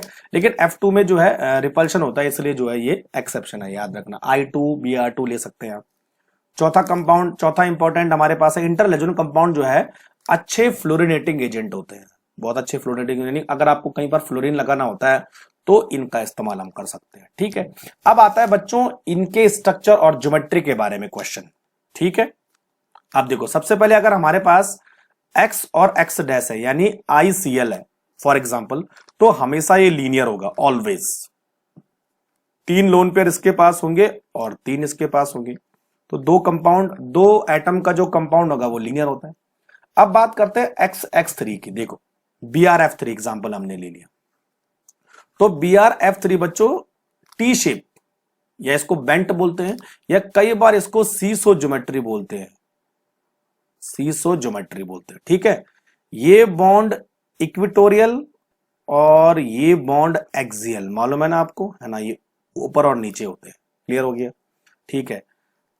तीसरा स्ट्रक्चर है, F बढ़ा दो, IF7 सॉरी ClF कितने हैं, 5, IF5 X5 जैसा, ठीक है। इसकी जो ज्योमेट्री होती है square pyramidal, square pyramidal. Clear हो गया, क्योंकि ये चारों एक प्लेन में होंगे और इधर पिरामिड बनेगा, ठीक है। और IF7 की बात करें, यानी IF7 किसके जैसा है, X7 के जैसा है, ठीक है। तो इसको हम बोलते हैं पेंटागोनल बाइपिरामिडल, ठीक है। 2 टाइप की बॉन्ड लेंथ है, बॉन्ड एंगल सॉरी, एक 90 डिग्री होता है और एक 70 डिग्री होता है। पेंटागन बनते हैं 5 फ्लोरीन, और एक ऊपर और एक नीचे होता है प्लेन के, ठीक है। एक तो इनके स्ट्रक्चर पे क्वेश्चन आता है, दूसरा इनके हाइब्रिडाइजेशन पे क्वेश्चन आता है। तो बच्चों यहां पर जो Br का हाइब्रिडाइजेशन होगा वो देखो कितना है, 1 2 3 4 5, 5 बॉन्ड है, तो 5 बॉन्ड का मतलब हाइब्रिडाइजेशन क्या होना चाहिए, sp3d। क्लियर। यहां पर हाइब्रिडाइजेशन क्या होना चाहिए, कितने बॉन्ड है, 1 2 3 4 5 6, तो हाइब्रिडाइजेशन होता है sp3d2। और यहां पर बच्चों हाइब्रिडाइजेशन क्या होना चाहिए, sp3d3। क्लियर हो गया। तो हाइब्रिडाइजेशन आप निकाल सकते हो, नंबर ऑफ बॉन्ड पेयर और लोन पेयर आपको काउंट करने हैं। क्लियर। चलो, अब सबसे थोड़ा कंफ्यूजिंग आता है कि ये स्ट्रक्चर देखो ध्यान से, ये जो बेंट शेप है या जो टी शेप है, ठीक है, या सीसो ज्योमेट्री है, सीसो ज्योमेट्री भी बोलते हैं इसमें। इसमें क्या खास बात है, इस पे एक आध क्वेश्चन कई बार आया है। तो बच्चों देखो, ये जो 3 बॉन्ड है ना वो एक प्लेन में है, ये जो 3 बॉन्ड है, सॉरी 2 लोन पेयर और एक बॉन्ड है ना, तो इसका मतलब इनके बीच लगभग 120 डिग्री का एंगल है, और ये जो है ऊपर और नीचे 90 डिग्री के एंगल पे है, लगभग 90, हम 90 से कम है, वैसे पूरा 90 तो नहीं है, लेस देन 90 है ना। चलो, अब इन 1 2 लोन पेयर जो है वो इक्विटोरियल पोजीशन पे है, ई इक्विटोरियल पोजीशन, और जो एफ है वो एक्सियल पोजीशन पर है, ध्यान रखना है ना, एक तो ये ध्यान रखना है। तो लोन पेयर कहां होंगे, हमेशा इक्विटोरियल पोजीशन पे। तो इस पे 2 इंपॉर्टेंट पॉइंट आपको ध्यान रखना है। पहला इंपॉर्टेंट पॉइंट देखिए, the 2 lone pair occupy the equatorial position, और ऐसा क्यों, to minimise the lone pair and bond pair repulsion. Clear. Lone pair and bond pair repulsion होगा, इसीलिए जो है ये मतलब कम होना चाहिए, तभी जाके इक्वेटोरियल पे होते हैं, ठीक है, ये और कहीं नहीं हो सकते। दूसरा इंपॉर्टेंट पॉइंट है, जो एक्सियल फ्लोरीन है, यानी ये वाला और ये वाला, ये थोड़ा सा झुके होते हैं, बेंट टुवर्ड्स इक्वेटोरियल फ्लोरीन, इसकी तरफ झुके होते हैं, देखो थोड़ा सा झुके है ना यहां पर, ये क्यों है, to minimise the lone pair repulsion, lone pair का रिपल्शन कम हो, इसीलिए जो है ये झुक जाते हैं ताकि लोन पेयर के लिए जगह मिल जाए। तो ये 2 पॉइंट आपको ध्यान में रखने, इससे कई बार क्वेश्चन आता है। क्लियर हो गया। चलो, तो भाई ये था हमारे पास ग्रुप 17 खत्म, इसी में ज्यादा इंपॉर्टेंट है। नोबल गैस वाला ग्रुप छोटा सा है, 2-4 चीजें आपको याद रखने की जरूरत है। मोस्टली आपको स्ट्रक्चर आते हैं जिनॉन के, तो उस पर ज्यादा फोकस करेंगे। ग्रुप 18 इनर्ट गैस, ठीक है। क्यों इनर्ट गैस बोलते हैं, क्योंकि जो है इनके ऑर्बिटल पूरे भरे होते हैं, ना इलेक्ट्रॉन लेने की जरूरत है ना देने की जरूरत होती है। क्लियर। तो यहां पर मैंने सब लिखा है, helium, neon, argon, krypton, xenon and radon. 2, 10, 18, 36, 54, 86 इनके एटॉमिक नंबर है। क्या याद रखना है, देखिए सारे noble gas except radon atmosphere में होते हैं, रेडॉन एटमॉस्फेयर में नहीं होता है, ध्यान रखना। ये हमें जो न्यूक्लियर रिएक्शंस होती हैं, रेडियो एक्टिव एलिमेंट्स होते हैं, उनसे मिलता है। तो ये जनरली जो है एटमॉस्फेयर में नहीं होता है, नेचर में नहीं पाया जाता है। क्लियर। दूसरा, अगर हम गैस का परसेंटेज देखें इन्वायरमेंट में, तो आर्गन का तीसरा नंबर आता है, लगभग 1% होती है। पहली कौन सी होती है? नाइट्रोजन, लगभग 78%। दूसरी ऑक्सीजन, लगभग 21%। और बच्चों तीसरी होती है आर्गन, लगभग 1%। तो थर्ड नंबर आर्गन का आता है ना, याद रखिए। तीसरा पॉइंट है वैलेंसी सेल इलेक्ट्रॉन में जो है सारे के सारे फील्ड होंगे, NS2 और NP6 कुछ ऐसा होता है। तो लास्ट ऑर्बिट में जो है 8 इलेक्ट्रॉन होते हैं एक्सेप्ट हीलियम। ध्यान रखना ना, हीलियम में कितने होते हैं? केवल 2 होते हैं, बाकी सबके लास्ट ऑर्बिट में कितने होते हैं? 8 इलेक्ट्रॉन होते हैं। क्लियर, ठीक है। मोनो एटॉमिक फॉर्म में होती है हमेशा, कभी भी कंपाउंड नहीं बनाते। लेकिन एक्सेप्शन कहां पर है? जिनॉन, जिनॉन और क्रिप्टन, इन दोनों में एक्सेप्शन है, उसमें भी जिनॉन ज्यादा इंपॉर्टेंट है। ठीक है। अच्छा, इनके जो मेल्टिंग पॉइंट और बॉइलिंग पॉइंट है कम होते हैं, ऐसा क्यों? क्योंकि बच्चों इनके बीच जो वंडरवाल फोर्स है वो बहुत वीक होता है। और कौन सा वंडरवाल फोर्स होता है वहां? तो वीक डिस्पर्जन फोर्स। ये याद कर लीजिए भाई, ये कई बार पूछा जाता है कि दो एटम के बीच में कौन सा यहां पर फोर्स एग्जिस्ट करता है? तो वीक वंडरवाल फोर्स यानी वीक डिस्पर्जन फोर्स। क्लियर। अब कुछ एटॉमिक एंड फिजिकल प्रॉपर्टी पे बात कर लेते हैं। कोई एक्सेप्शन तो नहीं है, एक आध में एक्सेप्शन है बस। ठीक है। तो जहां तक बात करते हैं इलेक्ट्रॉनिक कॉन्फ़िगरेशन की, तो अभी मैंने बताया NS2NP6। ठीक है। और हीलियम का कितना होता है बच्चों? NS2, एक्सेप्शन यही है, बाकी सब में कितने इलेक्ट्रॉन होंगे? आयोनाइजेशन एंथैल्पी क्या होगी? ऊपर से नीचे घटेगी, ये तो सब में होता है। तो अगर हम बात करें हीलियम की, सबसे ज्यादा नियॉन, ठीक है, then argon, then krypton, then xenon और लास्ट में रेडॉन। ठीक है। आयोनाइजेशन एंथैल्पी ऊपर से कम होगी। इलेक्ट्रॉन गेन एंथैल्पी, हाँ इसमें सबसे इंपॉर्टेंट है बच्चों, electron gain enthalpy most of atom की नेगेटिव होती है, मान के चलते हैं। ठीक है, नेगेटिव होती है। कहां तक नेगेटिव होती है? 17 ग्रुप। लेकिन जैसे हम 18 ग्रुप की बात करते हैं, इनकी इलेक्ट्रॉन गेन एंथैल्पी पॉजिटिव होती है। ठीक है। और रीजन क्या है? जो इलेक्ट्रॉन आप देने वाले हो वो जो है इलेक्ट्रॉन लेने से रजिस्ट करता है, क्योंकि ऑलरेडी फिलअप है पूरा के पूरा। तो इलेक्ट्रॉन देने में आपको एनर्जी की जरूरत पड़ेगी, तो एनर्जी निकलने की बजाय देनी पड़ेगी, इसलिए पॉजिटिव होती है। ठीक है। अगर पूछा जाए कि सबसे ज्यादा पॉजिटिव किसकी है भाई, देखो तो large positive electron gain enthalpy, उसमें भी सबसे ज्यादा पॉजिटिव किसकी होती है बच्चों? नियॉन की। ये एग्जांपल याद रखना, 116 किलो जूल पर मोल। होना क्या चाहिए था? इलेक्ट्रॉन गेन एंथैल्पी ऊपर से नीचे जो है लेस पॉजिटिव होनी चाहिए थी। ठीक है। तो हीलियम की ज्यादा होनी चाहिए थी और नियॉन की कम होनी चाहिए थी, लेकिन बच्चों नियॉन की ज्यादा है और हीलियम की कम है, ये याद रखिए। क्लियर। अच्छा, अब बात करते हैं कि कौन कौन से कंपाउंड नोबल गैस के मिलते हैं। तो नोबल गैस में केवल आपको जो है जिनॉन और क्रिप्टन के ही कंपाउंड मिलेंगे, उसमें भी जिनॉन सबसे ज्यादा इंपॉर्टेंट है, कंपाउंड ऑफ जिनॉन, ध्यान रखिए। तो एक साइंटिस्ट था नीर बार्टलेट, उसने जो है 1962 में जिनॉन के कुछ कंपाउंड बनाए थे। तो कई बार पूछा जाता कि कौन सा कंपाउंड बनाया था उसने, भाई तो ये बताया था उसने, जिनॉन प्लस PtF6 माइनस। तो उसने क्या किया? PtF6 और जिनॉन को जो है मिलाया। ठीक है। तो जिनॉन से जो है इलेक्ट्रॉन निकल के इधर चला गया, तो ये हो गया माइनस और जिनॉन हो गया प्लस, तो हमारे पास ये कंपाउंड बन गया। तो चलिए बच्चों अब डिस्कस करते हैं कंपाउंड्स ऑफ जिनॉन। जिनॉन के 3 तरह के कंपाउंड होते हैं। एक होता है जिनॉन के फ्लोराइड, जहां पर जिनॉन और फ्लोरीन होता है। दूसरा होता है जिनॉन के ऑक्साइड, जहां पर जिनॉन और ऑक्सीजन होता है। और तीसरा होता है जिनॉन के ऑक्सोफ्लोराइड। ऑक्सोफ्लोराइड मतलब ऑक्सीजन भी होगा और फ्लोरीन भी होगा। तो 3 तरह के कंपाउंड आपको देखने को मिलेंगे। ठीक है बच्चों, तो मैं आपको एक लिस्ट बता देता हूं जहां पर तीनों तरह के कंपाउंड आपको मिलेंगे। देखो, ये जिनॉन का फ्लोराइड, इसका फॉर्मूला XeF2 यानी जिनॉन डाइफ्लोराइड। ये जिनॉन का फ्लोराइड, ये जिनॉन का ऑक्सोफ्लोराइड। ये जिनॉन का फ्लोराइड, ये ऑक्सोफ्लोराइड, ये ऑक्सोफ्लोराइड, ये जिनॉन का ऑक्साइड। ठीक, ये भी जिनॉन का ऑक्साइड, ये भी जिनॉन का ऑक्साइड एंड फ्लोराइड। तो जिनॉन जो है 4 तरह के ऑक्सीडेशन स्टेट में कंपाउंड बनाता है, +2 +4 +6 एंड +8। क्लियर। अब देखिए बच्चों, इन ज़ीनॉन कंपाउंड से आपको कुछ क्वेश्चन पूछे जाते हैं। एक तो इनके loan pair and bond pair गिनने के लिए आता है, पहला ही आता है।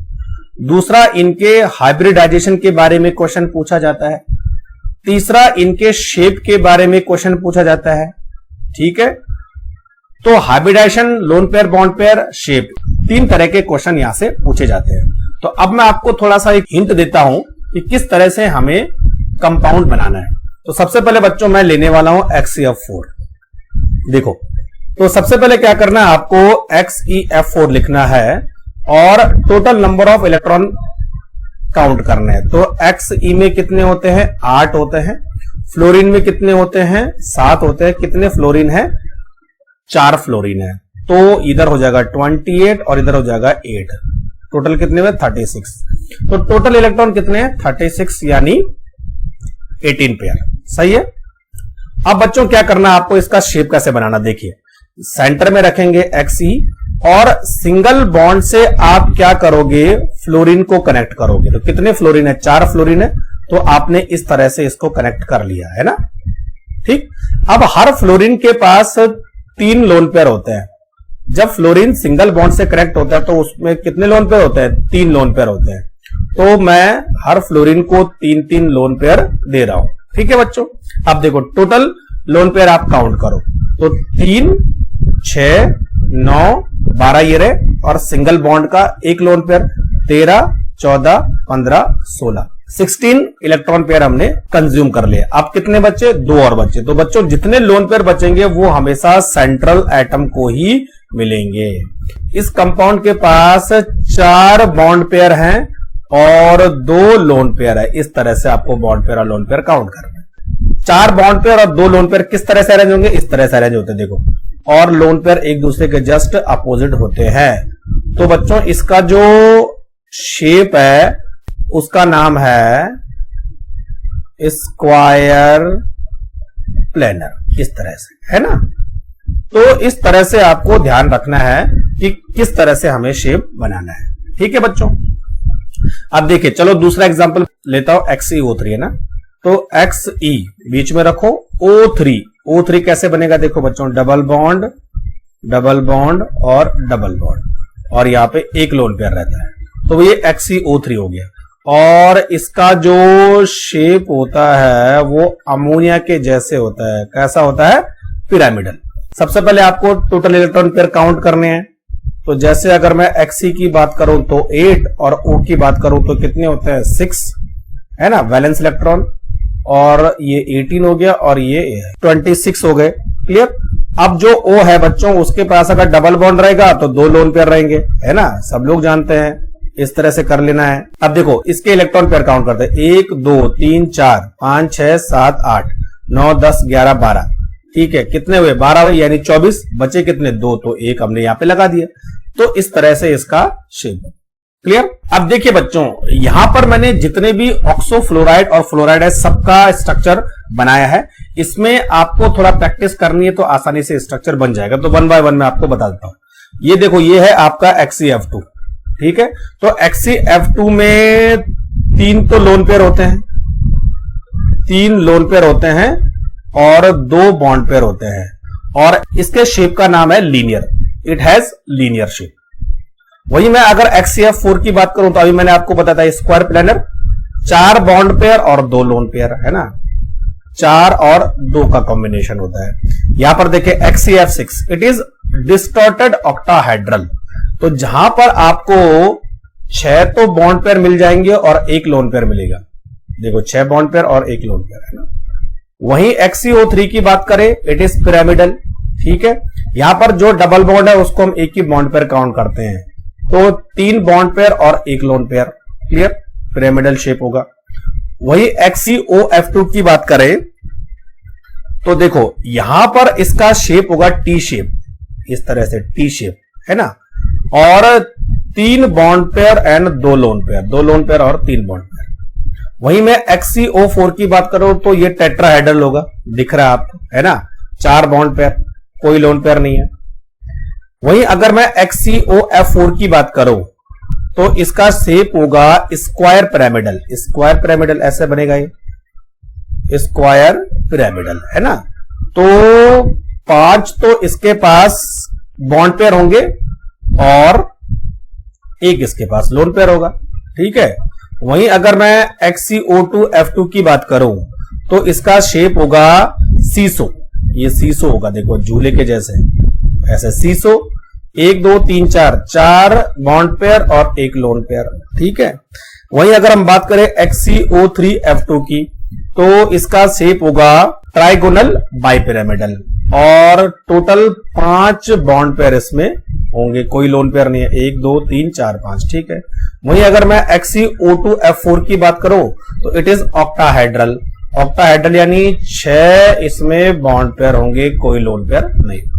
तो इस तरह से आपको बॉन्ड पेयर, लोन पेयर और शेप का पता करना है। अब बच्चों अगर मैं हाइब्रिडाइजेशन की बात करूं तो जब भी हाइब्रिडाइजेशन का कंसेप्ट आता है ना, हाइब्रिडाइजेशन, तो हमेशा क्या करना है, आपने total number of lone pair plus total number of bond pair जितने होंगे उतने ऑर्बिटल आपको काउंट करने हैं, तो वही उसका हाइब्रिडाइजेशन हो जाएगा। कैसे देखो, XCO2 की बात करें तो 1 2 3 4 5 टोटल 5 बॉन्ड पेयर और लोन पेयर मिला के कितने हैं, 5 है ना।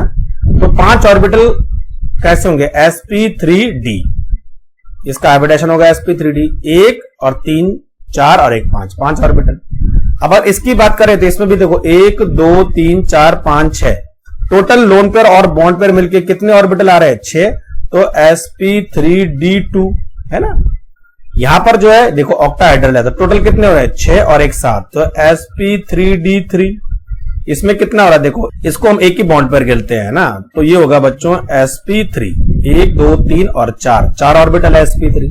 इसमें कितने ऑर्बिटल है, देखो 1 2 3 4 5 sp3d, ठीक है। यहां पे कितना होगा sp3, ठीक है। यहां पे कितना होगा, 5 और 1 6 है sp3d2, ठीक है। यहां पर कितना होगा, देखो 1 2 3 4 5 sp3d, ठीक है। यहां पर देखो 1 2 3 4 5 अगेन sp3d। यहां पर कितना होगा, देखो 1 2 4 और 2 6 यानी sp3d2, बस। तो इसी तरह आपको total number of lone pair और बॉन्ड पेयर मिला के जितने ऑर्बिटल होंगे उसको आपको हाइब्रिडाइजेशन में काउंट करना है। एक चीज हमेशा ध्यान रखना बच्चों, जो डबल बॉन्ड है वो केवल एक ही बॉन्ड पेयर गिना जाता है, ठीक है।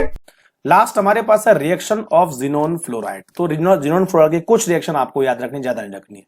अगर बच्चों जिनोन फ्लोराइड जो है वाटर के साथ रिएक्शन करेगा तो जिनोन और HF हो जाता है और O2 अलग होता है, ठीक है। और अगर ये किसी मेटल फ्लोराइड के साथ रिएक्शन करेगा तो ये क्या करेगा, फ्लोरीन को एक्सेप्ट करेगा तो FeF7 माइनस हो जाएगा और मेटल पे प्लस आ जाएगा। तो metal sodium potassium rubidium CgM यानी S ब्लॉक का हो सकता है, फर्स्ट ए का। अब सबसे इंपॉर्टेंट 2 कंफ्यूजिंग रिएक्शन है, जिनोन फ्लोराइड का कंप्लीट हाइड्रोलाइसिस और जिनोन फ्लोराइड का पार्शियल हाइड्रोलाइसिस। तो कंप्लीट हाइड्रोलाइसिस में क्या होता है, जिनोन ऑक्साइड बनते हैं XeO3, देखो XF6 3H2 XeO3, ठीक है। इसी तरह टेट्राफ्लोराइड का करें तो अगेन जिनोन ऑक्साइड बनते हैं। ध्यान रखना कंप्लीट हाइड्रोलाइसिस में जिनोन ऑक्साइड बनते हैं और HF अलग होता है। लेकिन अगर पार्शियल हाइड्रोलाइसिस अगर हम करें तो एक तो वाटर मॉलिक्यूल कम यूज होते हैं, इसमें ऑक्सोफ्लोराइड बनते हैं, बस ये आपको ध्यान रखना है, ठीक है भाई। तो आप जिनोन हेक्साफ्लोराइड का हाइड्रोलाइसिस करते हैं पार्शियल तो ऑक्सोफ्लोराइड बनते हैं, ध्यान रखना पार्शियल में ऑक्सोफ्लोराइड बनेंगे, कंप्लीट में क्या बनेंगे, ऑक्साइड बनेंगे। तो जिनोन ऑक्साइड ही बनेगा और कुछ नहीं बनेगा उसके अलावा। तो ये हमारे पास जिनोन के बारे में था। चलो भाई, तो ये पूरा हो गया, ठीक है। तो इनमें क्या पढ़ना है क्या नहीं पढ़ना है आपने जान लिया। कुछ और चीज रह जाती है तो आप मुझे कमेंट बॉक्स में लिख सकते हैं। तो वीडियो को देखने के लिए थैंक यू वेरी मच और थैंक यू वेरी मच दोबारा से।